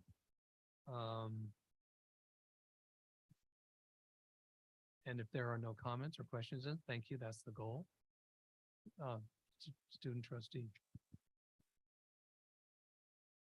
The first two policies, those were the revisions based off what we talked about last time, right? If I remember correctly. Yeah. Okay, thank you. Yes. Thank you. And if there are no other questions or clarification, student trustee, how do you vote? Aye. And the board votes all in favor? Aye. No opposed. Thank you, trustee Lichtel. And trustee Mantu, item 1305. Yeah, this has to do with capital construction projects, and I was just a little bit curious as to the emphasis that is placed upon the chancellor in these instances, instead of allowing for language that normally would say chancellor and or designee. Because I just don't know how much time that Dr. McLennan's going to have to be on these construction projects without some kind of relief. So I'd suggest, unless there's something I'm missing, that perhaps we could add the chancellor or designee in the appropriate places in this policy. I may have quickly read this too quickly, but I always expect that language. You're right. Chancellor, do you want to weigh in or Vice Chancellor? This is I'm this is fine. just following the template Yeah, from CCLC. Well, can I think there's, it's fine with me to add that as designee. I think it's allowed in that language, of responsible for planning and Right, administrative right. management. But if, for consistency with other things, I'm fine with that. Trustee Torres? And looking at the policy, I think the reasoning behind the chancellor is because there's huge projects and then it's the chancellor really taking that responsibility and coming forward to the board and him saying, as the CEO of this institution, I am bringing it forward to you for recommendation. And I like when it says a designated position shall monitor. So the chancellor is not doing the work. It'll be, in this case, the person he's designating who's going to do the monitoring of the work is going to be meeting with the different construction companies and looking at the different bids. So I think the intent is so when it comes to us, we know that the chancellor has had an opportunity to really have the conversation with the individual he's going to designate to do this work. And he's presenting it with full confidence and saying, I am supporting this, but not necessarily that he's going to be doing the work because the person he has a set. I mean, that's how I interpret it. And I'm okay changing it. I like it the way they're recommending. But I'm not gonna, however, the wish of the board, how did they decide? Student trustee, you have a question? I was just gonna be a stickler for words. So for chancellor, is it a designee by us or is it the chancellor's designee? Because that's kind of two little different. I'd imagine we're saying the chancellor's designee, but. Yes. Okay, what's the pleasure of the trustee Mantooth? Did you want to make a motion to that? I'll make a motion to approve this policy with the addition of the words or designee and appropriate placement within the policy. Okay. Is there a second? Thank you. Any further comment, question? Student trustee, how do you vote then? I'll say aye. And the board, all in favor? Aye. All right. Thank you. How's everybody doing? Okay? Okay. Okay, item 14, trustee chancellor's office. 1401 is moot. 1402, action to cast votes for California Community College trustee board candidates. I hope you all have been able to read the various emails you probably received from candidates, as well as we received a slate recommendation from a caucus group, and then you see the candidates, those that are designated as the incumbents, 7 out of the 9 seats up for election, and that leaves 2. Does anybody want to weigh in first? I mean, I have some. Go ahead, trustee Chancellor. I'd like to, on the list, number 9, Jonathan Aboud from Santa Barbara City College. He's currently board president or board chair up there. He has been gracious enough to, I remember when we were looking at student meals and cafeteria options, he gave us a tour as a board member. Dr. Al-Fattal, Chancellor Gillespie, I believe, and myself, I can't remember who else, but we went up there and he seems dedicated to his practice, and I think it would be a great addition. And then I would also like to support Andra Hoffman from Los Angeles Community College District, who's been an advocate and champion for community colleges. She's an administrator in Glendale Community College, but she's been a longtime board member and a huge advocate in the national state level. So those are my 2 suggestions. Okay. Well, let me weigh in here. I've served with many of these trustees on the advisory committee for legislation. I've been on the CCCCD board and worked with others. And then there have been other various committees and conferences at which we've all engaged some of these individuals. And so I would recommend that we vote for all the incumbents that are identified with an asterisk by their name. And I do support Jonathan Abud as well. I think it helps give greater voice to the Central Coast area. And then number 7, Deanna Oliveras Lambert from Chaffee Community College District. She's actively engaged in the planning efforts of the trustee town halls and on the DEIA planning group too. So, you know, that's an initiative important to the system, but certainly there's a lot of trustee emphasis on that as well. So those would be my recommendations. We don't have to, you know, vote for all 9, but I think we should do so. These individuals have put in the effort and want to continue their work on the CCCT board. So, I mean, with that, I'll make that a motion to the incumbents plus Jonathan Abud and number 7, Deanna Oliveras Lambert. And if there's any questions on that, Trustee Lichtel, are you good? You hear that? Yeah, I heard all the information and I think we're ready to move forward. Well, then, I'll I think I did, second, but I'll thank you. second the motion. Thank you. Student trustee? How do you vote? Aye. Thank you. And all in favor from the board? Aye. Aye. All right, thank you. I made the motion, trustee Mantooth seconded.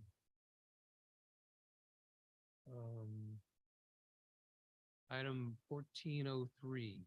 Move approval. Yeah, that's good. No, that's good. No questions. We've taken this action before. Student trustee, how do you vote? Aye. The board, all in favor? Aye. Okay. Item 15, business and administrative services, 1501. Action to approve Moorpark College Math International Travel. Dr. Sokinu made mention of that earlier, I believe. Dr. any- Reed, Oh, sorry. it's all right. Chancellor, who wants to? or do we- I have Dr. Alfatel Yeah. on this one. Yeah, no, Dr. Reese had mentioned that this, the trip Yeah. was originally planned to a different location a year ago, and because of travel issues, this is now coming forward to new location for the safety and well-being of all traveling abroad, so. Okay. Trustee Torres? Are you, I was just gonna say, you look like you're ready to make a motion to approve. Thank you. Is there I'll a sec- second. Student trustee seconds, Question before the vote. trustee Mantooth. How can I figure out a way to get to Iguazu Falls along with this group? Just a little I think that's a levity. rhetorical question, but the whole board would appreciate the answer. Uh, So student trustee, how do you vote? Aye. And the board votes, all in favor? Aye. Thank you. And Dr. Sokinu, I'm sorry, must have been thinking of the Ghana trip. Okay, 1502. Action to approve award of RFQ/P number 647, project management and construction management contract for Ventura College student housing. I'll move approval. Okay, thank you. Is there a second? Student trustee. Okay, student trustee, you said, wait, who said they had questions? I'm sorry, trustee Chancellor. Yeah, again, I think the question or the contract would be helpful on this, as mentioned earlier. Also, when the college went through its facility master plan, a huge part of that was reaching out to the community and community involvement. And it mentioned that there's already a subcommittee. My concern is that my interest is to make sure, because I hear it not daily, but pretty close from the community, their interest in what this building is going to look like, who it's going to serve, the impact it will have. to include as many people outside of Ventura College in these different committees, or at least have an opportunity for them to hear, listen, and share their preferences as they will be looking at this building and appreciating it for many years to come.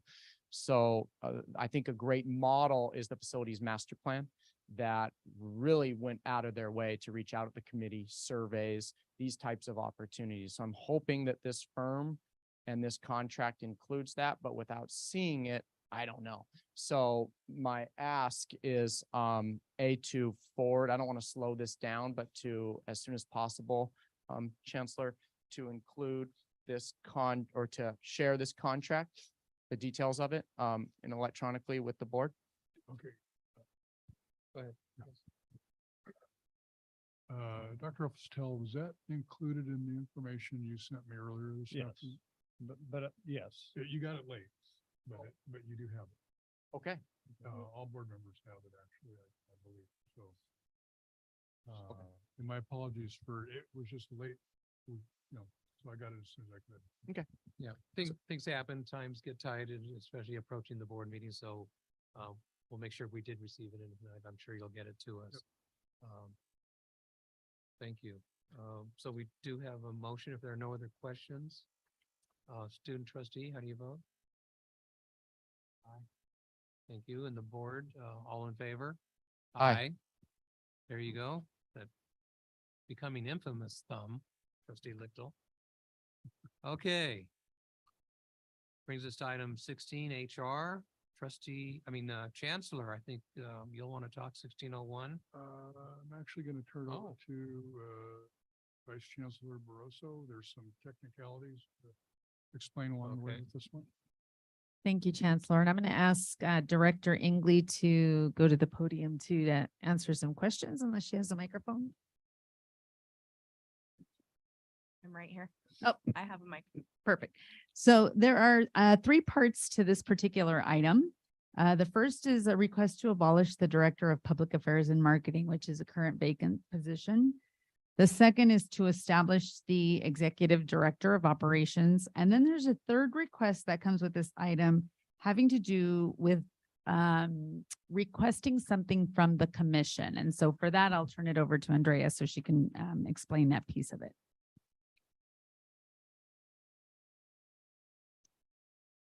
Yes, and so the piece that would be a request from the commission, can you all hear me? Is it on? Get closer. Can you hear me now? So the piece that is a request from the commission is really an exemption. So as you all know, we are a merit system and our classified management positions fall under most personnel commission rules. There is a piece of the education code that allows the board to request an exemption to certain pieces of the personnel commission rule. So for this position, the chancellor is recommending that the board request an exemption to certain pieces of merit system principles. So that would mean that essentially this would be an at-will position. So the person would not attain permanent status in the position. And also we would not fill the position from what we call the rule of 3 ranks. So we would conduct a recruitment, but we would fill the position from an unranked list of eligible candidates. So those are the 2 main differences. If the board chooses to request that this position be exempt. Okay. Thank you. Anything else? Vice Chancellor Barroso? One more point that I would like Andrea to answer. So would this result in a contract that we would bring to the board, Andrea? Yes, that's correct. So there are other positions in the district that are like this. So the board has done this before. And so, for example, Vice Chancellor of Business Services, the Vice Presidents of Business Services, and the Associate Vice Chancellor of Information Technology all fall under this category that's been done many, many years in the past. So these positions are somewhat treated like our academic management positions in that they receive a contract. Okay, thank you. Any questions from the board? Trustee Chancellor. It's more of a comment. When I first saw this, I was a little skeptical. But I just want to show some appreciation for the chancellor to investing the time and explaining why he needs this position. But also, you know, I appreciate that quality and leadership to recognize that whoever's sitting in that chair, and it's you want to do some stuff. And in order to do that stuff, you need some assistance. And I think that speaks a lot. So I'm in support of this position after speaking with the chancellor, and look forward to seeing the stuff getting done. I'll take that as a motion. Okay. Is there a second to getting stuff done? Okay, trustee Mantu. Student trustee. Why are we going with the contract as the way we are going about doing it instead of, it doesn't sound like a permanent position. Why?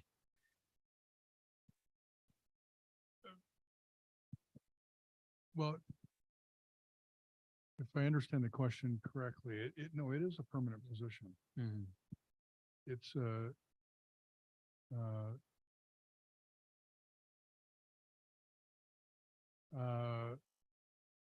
well, as explained, it would be an at-will position, and that does change a little bit of the relationship, but it is a permanent position.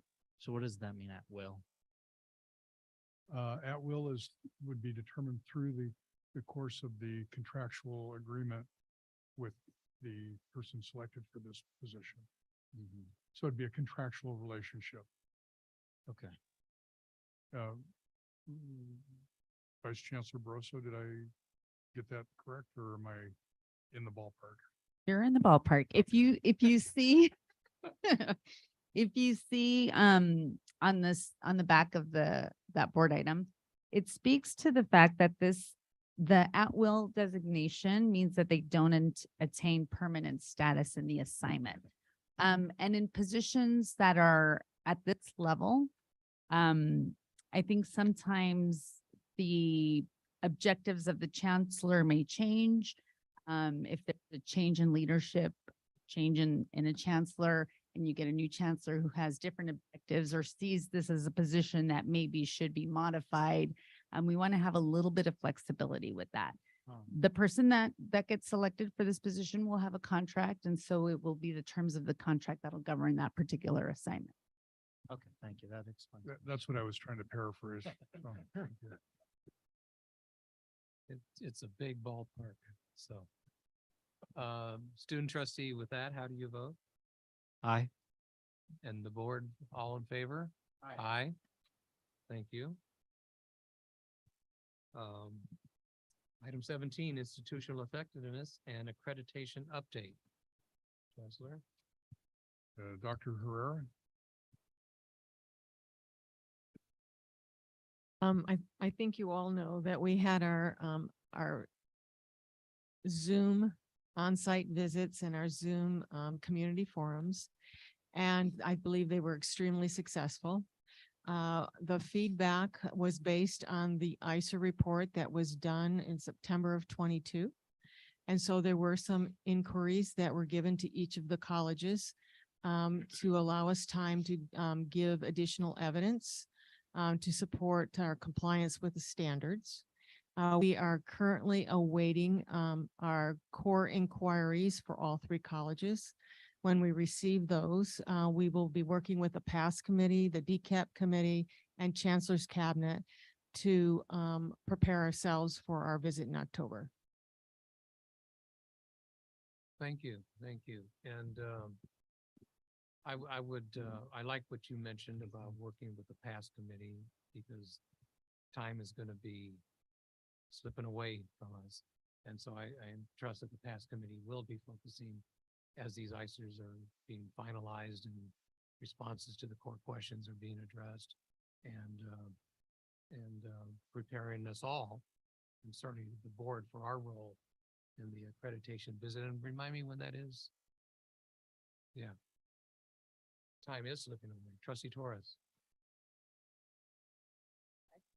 I was in the past committee up until most recently, and accreditation is a really high interest of mine.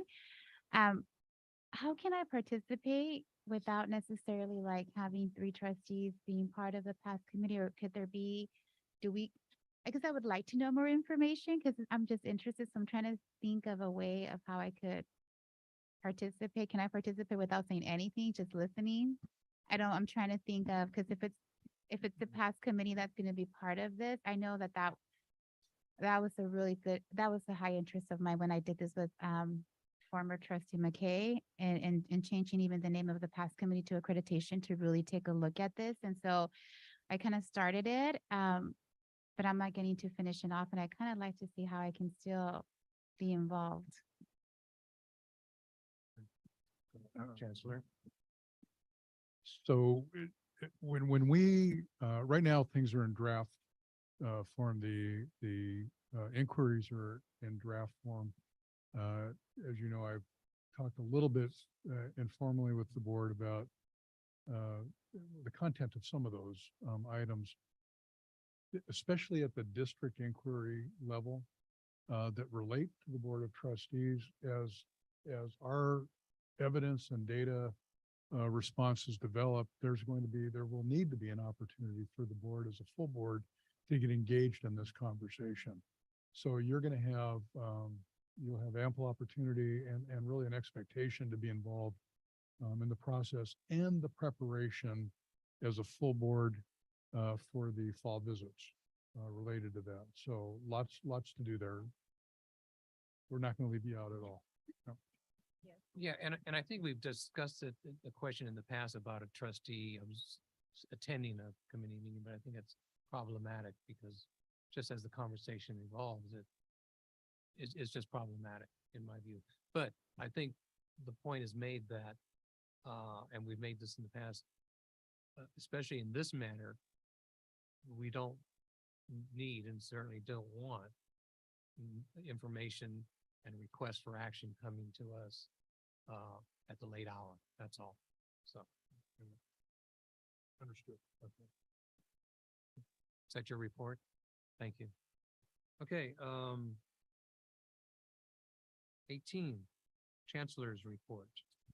I will be brief. I just want to commend the colleges. You heard a lot about the multicultural diversity, DEI activities that are happening on the campuses. My only regret is that I can't attend them all. Right. I will try, I am trying to get to some of them, but it's really impressive work, and the level and quality of speakers and engagement. You don't see this everywhere. It's something for us to really be proud of.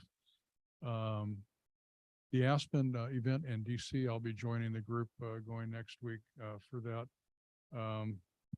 It's interesting. I do have colleagues from around the country. I was at the AACC conference, the American Association of Community Colleges conference last week in Denver, and I was having a meal with a colleague that I worked with years ago, and he wanted me to know that, you know, we're an Aspen top 10 finalists. I'm going to DC next week to bring home the $1 million prize. He didn't know about us. And so I just listened to him talk about it. It was kind of fun to then just drop that out there that, well, I'll be seeing you in DC because we're a top 10 college. We have a top 10 college as well.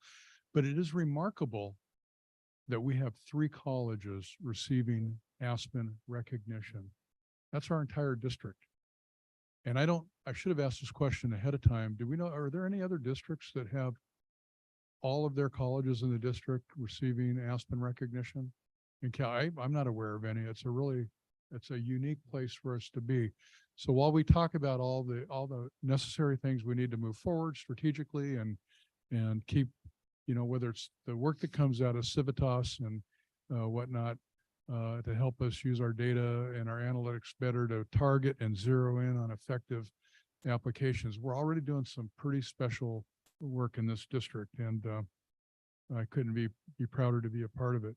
I did have the opportunity while at AACC to engage with, there's a lot of our California delegate chancellors, superintendents, presidents that attended that conference. So for me, as a new chancellor in the state of California, it gave me an opportunity to informally network a little bit more with some of my colleagues around the state. And that's always just a good way to learn. And speaking of networking, I had the opportunity to meet with several of our key vendors that we do business with, and some of it that we talked about tonight, to have them help me understand more deeply the services that they're going to be providing us. One of those vendors was Civitas.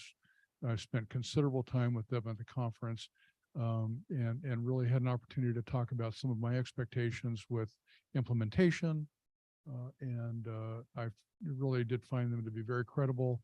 And so that was really helpful.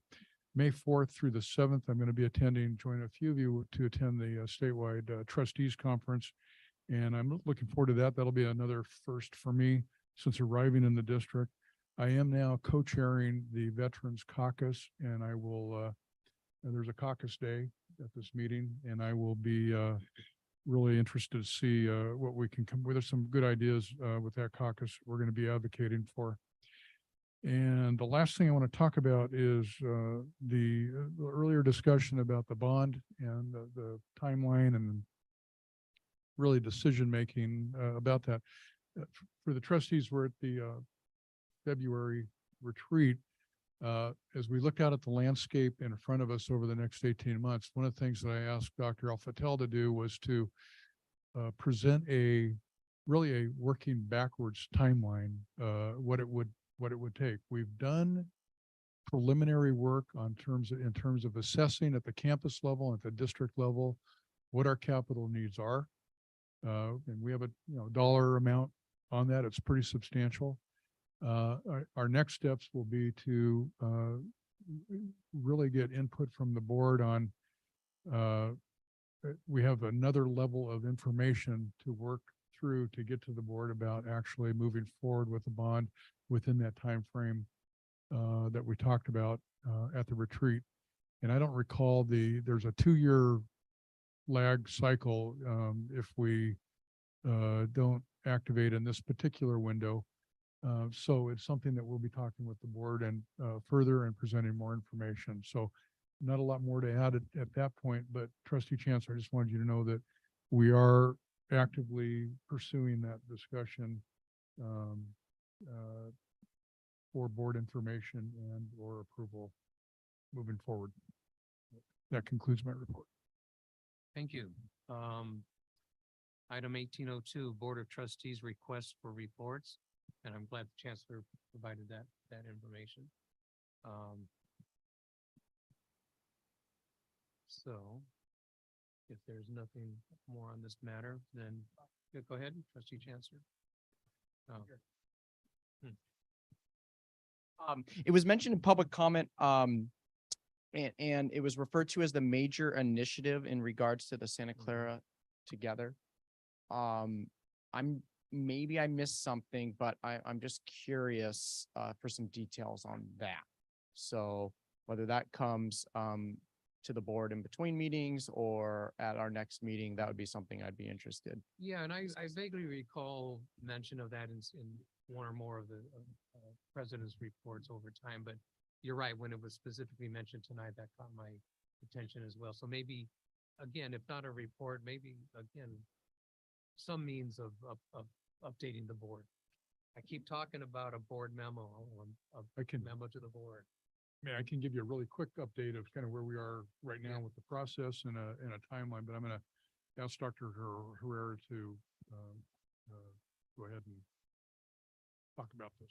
The District Council on Enrollment Management is meeting this week, Thursday or Friday. I can't remember, Thursday, I think. And we are going to initiate the discussion around the proposal.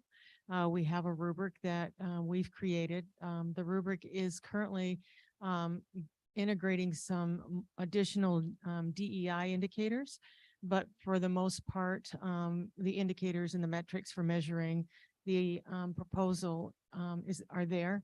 So we'll be breaking the members up into groups and we will be reviewing the proposal, making comments, scoring the proposal, and then making recommendations. So that will likely take more than one meeting for them to do that. They're probably going to take us into the May, June timeframe.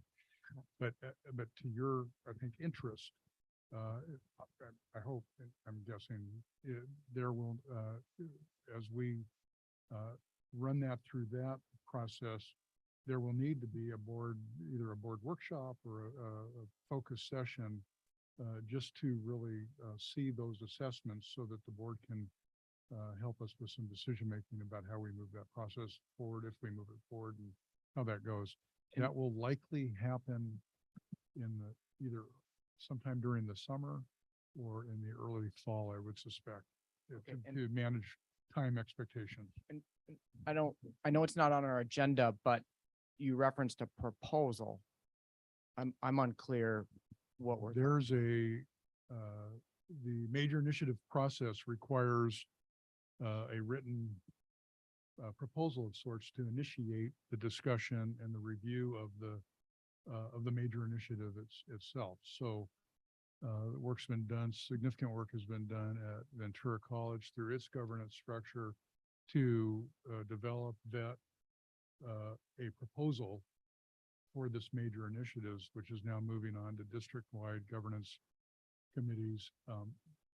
But before I make a recommendation, I am not going to make a recommendation until the board has an opportunity to study and review the same data that I'm being provided and presented. So it will not come to the board for me as a recommendation until the board has had a chance to study the issue with full information. And I'm just going to speak for myself. This is the first I've heard of it. So the major initiative in regards to the Santa Clara Valley. I know it's loosely been referenced, but I didn't know it is even this far along, or it wasn't. I mean, I've heard the Academic Senate at Ventura College had discussed it, right, and there was some discussion there, but I haven't seen anything. So I guess some updates would be very much appreciated. I think that's the point. Okay, perfect. I think we're Yeah, speaking the same yeah, thing. I just wanted to. Right. Okay. Yeah, we will. Okay. Thank you.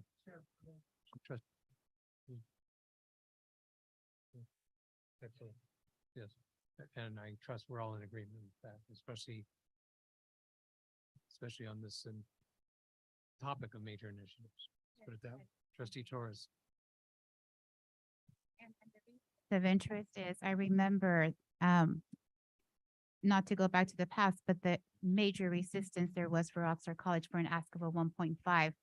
So I'm interested in knowing beforehand, how much is the ask, the process that it's going through, and that there's no surprises. And I say that because I still remember a year and a half, the challenge and how difficult it was for an ask of a 1.5. I mean, the resistance to be able to say we're going to grant this during a pandemic to a college. And so for me, being able to ensure that as a board, we are all informed, we all know just the information, because if there's already a proposal that's coming over to the district level, there's been some conversations already happening. There's already perhaps an amount that's already being asked for. And I think it's just for us to be able to know. And just like we were mentioning, the sooner the better, because it's going to be an ask that's going to come eventually to us with a recommendation to make the final decision, whether it's going to be approved to the board. And so I think that's always helpful, because we're trying to go back and trying to have a process and say, what do we learn from this experience as we move forward to make it a beautiful experience, a peaceful experience. Again, an experience that is a fair one, just one, and that we get everything, beforehand. So just as an additional comment, if there's any information sooner rather than later is helpful.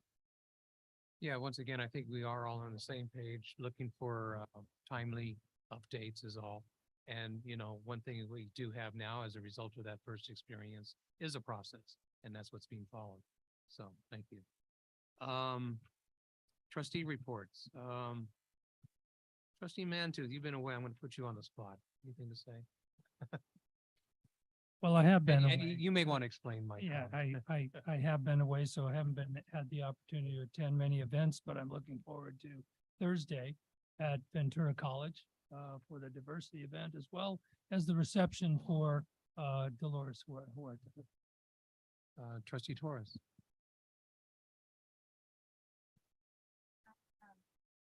I had a great time just walking the campus at Ventura College and just seeing the students. It was nice. It brought me memories because that's where I went to school. And the shade structure, there definitely needs to be more opportunities for them to sit down and to be able to do the work because they love being outside. And the grass area, it was just really, it's come a long way. It's just so beautiful. So I enjoyed being there. I'm interested. I know that we had our academic senate president from Oxnard College mention that you're going to have study sessions at 10+1. If there's any updates that sometimes you might be able to share, particularly as we look at equity instruction, because that's the core of who we are as an institution, is the instructional piece, the academic. And what are our needs? What does it look like? What are faculty saying, especially during this time with students? And so that's an interest of mine. I'm interested in also when you mentioned that there's a technical review regarding the PG process, and there's going to be ACCJC coming over. Not over. Maybe I misunderstood. There's somebody that's coming to do the academic senate. There's somebody that's coming to do a technical review, right? Okay. Just I'd be interested just to see like if there's anything you can share. I think I appreciate you bringing to the board some of the areas that you're looking into, because I have to do with our students.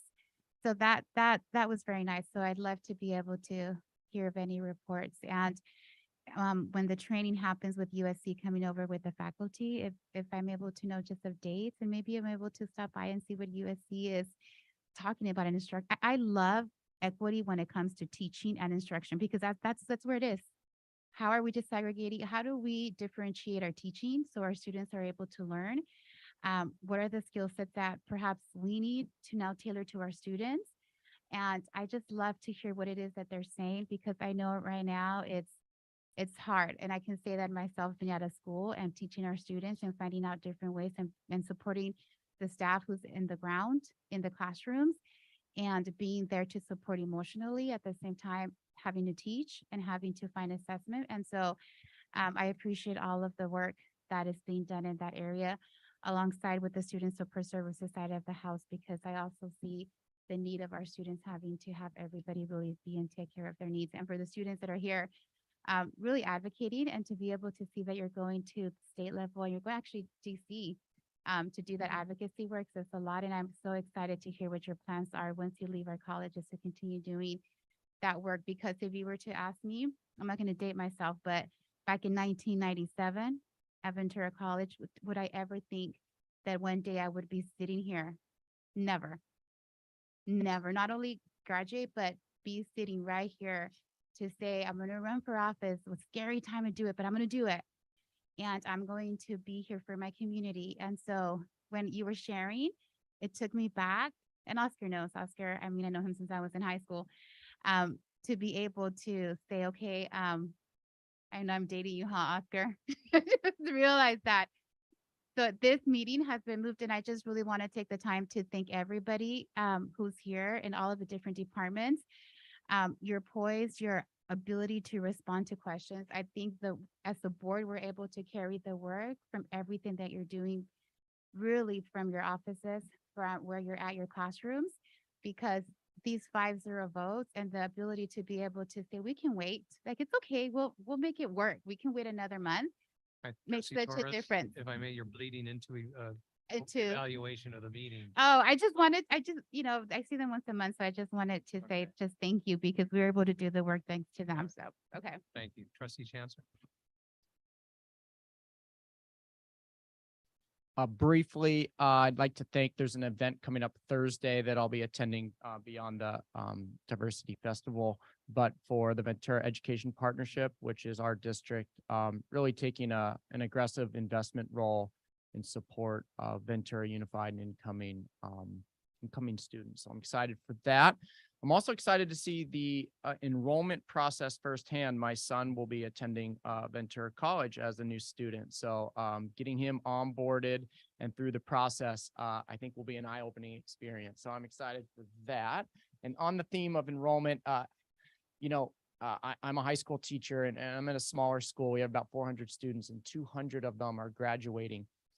And I'll tell you, those 200, each and every one of them have got to see an Oxnard College counselor on a one-on-one basis. And that's because Oxnard College made a decision to place a counselor on our campus twice a week, or 2 times a week. And I can't speak highly enough about the impact that that has. It's powerful to see students because we have students graduate throughout the calendar year, not just at the end, and to see them walk out the door as college students. I mean, they're enrolled, they're ready to go. And that's powerful. So on the enrollment side of that aspect, I can't speak. I know I've spoken about that before, but I had 3 students graduate today and they were all enrolled. And that was because of a one-on-one relationship. And it's not to say that visiting on a Friday doesn't work or these other opportunities don't work, but it's tough to say no or to not talk about your options when you have a professional counselor sitting across from you. So just wanted to say thank you for those things. And that's my report. Thank you, student trustee. Okay, thank you. No.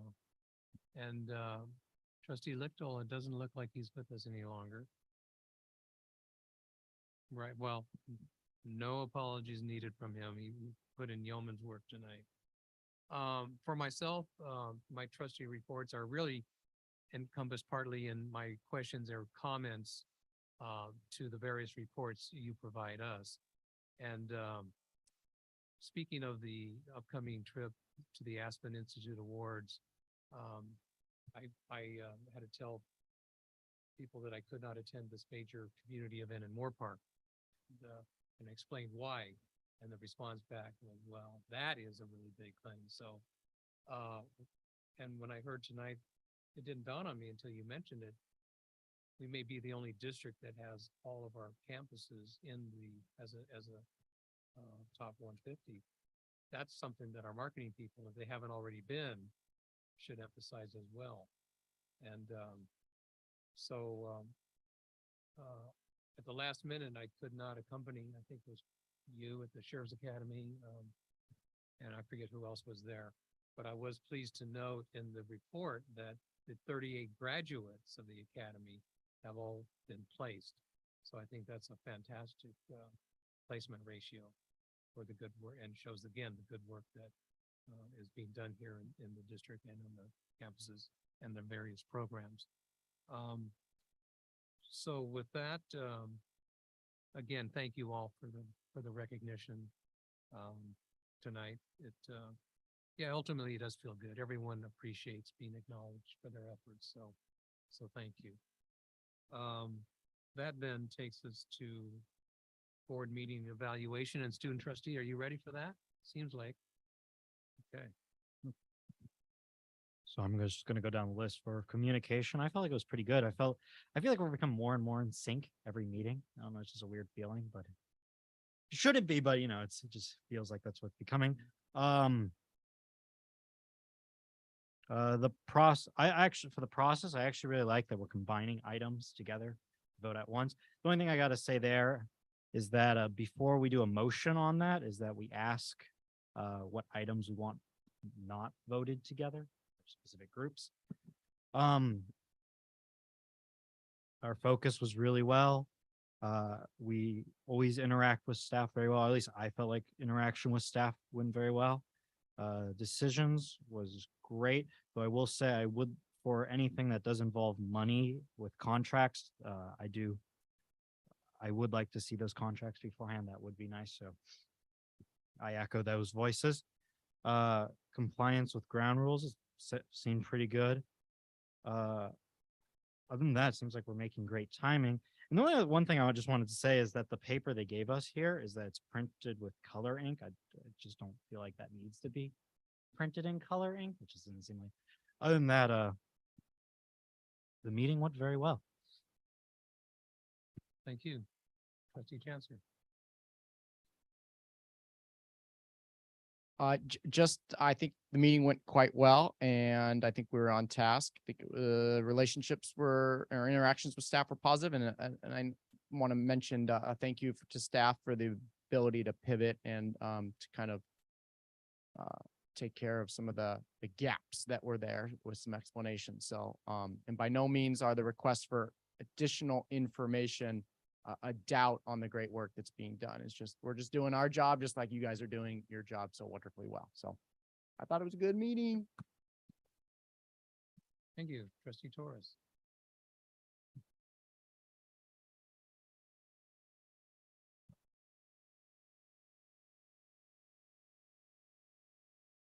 I think it was a really good meeting. I think I shared already pretty much in my during my report. The one thing I will say is that we don't measure success based on the length of the meeting, because sometimes we might be pivoting in an area that's not necessarily true. And so I don't want to ever feel that we're not going to take certain items because we're trying to finish early. And so that when we look at success, that we don't determine its success based on what time we're leaving. And so that's just something to keep in mind, but everything was really great. And thank you to our entire board for being able to really be collegial and work, and great meeting. And I agree with, as a student trustee, I think every single meeting, we just continue to just get better and better. Thank you. Just a quick response. You know, the other side of that coin about trying to be efficient with the meetings, and it doesn't mean to inhibit discussion or inquiry. But one way I look at it is, if we're efficient in one area, then it buys us more time to really dive deep into other important matters that are in front of us. So it's a balancing act, but I think we've been doing a really good job lately. So communication, you know, in talking with the chancellor and even in my observation of our meetings, I think we've all gotten a lot better of asking the questions ahead of time, ahead of the meeting, so that our questions are answered. And I think it had been in the past, but it was mentioned earlier, I think, outside of a meeting possibly, that when a trustee is asking a question, the responses will come to all of us. So that does then keep us all on the same page. And then in communication, as trustee chancellor mentioned, we're up here performing our role as we see it. So I hope staff, and I believe they do, appreciate when we do ask for this information or that information. It's in the effort, as I see it, to help us get to yes. And it can be, you know, a simple thing of just providing a link, you know, or over time, just anticipating, as I've said before, the questions that might be coming your way from us. The process, you know, I think we're doing great, which creeps into the next item. The process that we are following keeps us focused on our agenda and on our discussion of we don't stray too far. In the past, I have seen that we used to do that. Interaction with staff. I mean, we're saying this, but I hope you feel it, that we respect you and we appreciate your efforts, and we exhibit proper decorum up here. And the decisions, I think we're coming to decisions in a amicable manner. You know, I'm not afraid to say it. In the past, there have been some, you know, strenuous times of coming to a conclusion, but I think we've all put in the effort to make it work, not just for ourselves, but for the collective body. I think we keep to the ground rules, and the only other feedback is thank you all, and what trustee mentioned. Thank you. I do have 4 comments, all in a positive vein. First of all, I think it was very well-deserved recognition of a number of individuals and groups here tonight. And that was also followed by some insightful and appreciative remarks from both the board chair and the trustees. I think our cohesion improves, good consensus once we get our questions answered, and we give due deliberation to our topics and serious deliberation to our topics based upon our charge as trustees. And then finally, I think we concluded in a reasonable amount of time without compromising the importance of our agenda items. Thank you. And then one last comment before we get to the adjournment is these evaluations, I think, are helpful to us. But I think we also need to be ready for our annual, more in-depth evaluation of how we're working as a board. And not just amongst ourselves, but how we're working as a board to further the goals of the district. So working with the chancellor and Vice Chair Torres will be agendizing that proper discussion on our board evaluation. Future board items. I don't see it. We used to have a tally of just items requested. But okay, Trustee Torres. Been a while, so I'd like a presentation of AB 1705. How does it look like within the colleges? I know we had one, God, I want to say back in February of 2021, the colleges prepared and they came and presented information to us. And I'd love to have the colleges come back and just, give us an update now that we've had this more time with us. And now that students are coming back and I don't know how that would look like, but the colleges they did it before and they work with, I believe, faculty. Alyssa, I think you came and presented. You were one. Yes, I remember. So just having them come back and just give us an update of how things are going with our students in those areas. Okay. Anyone else? No. Well, that takes us to adjournment and tonight is rather poignant for me because we will be adjourning in the memory of an individual that's listed here, but another one that I forgot to have added. The first one is Moore Park College philosophy instructor, Professor Victor Fontaine, who I knew for a number of years. He was a Moore Park resident, and we had lost touch, but I recall fondly the times that we spent together and talking about a range of topics and solving the world's problems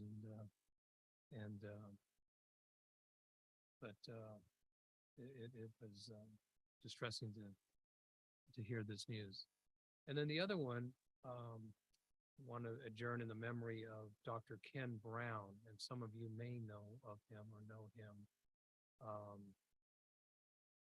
President of the board of El Camino College, past president of the CCCCD board, active on the various committees with the California Community College League. And he and I came onto our respective boards at the same time. So we had that, immediate kinship and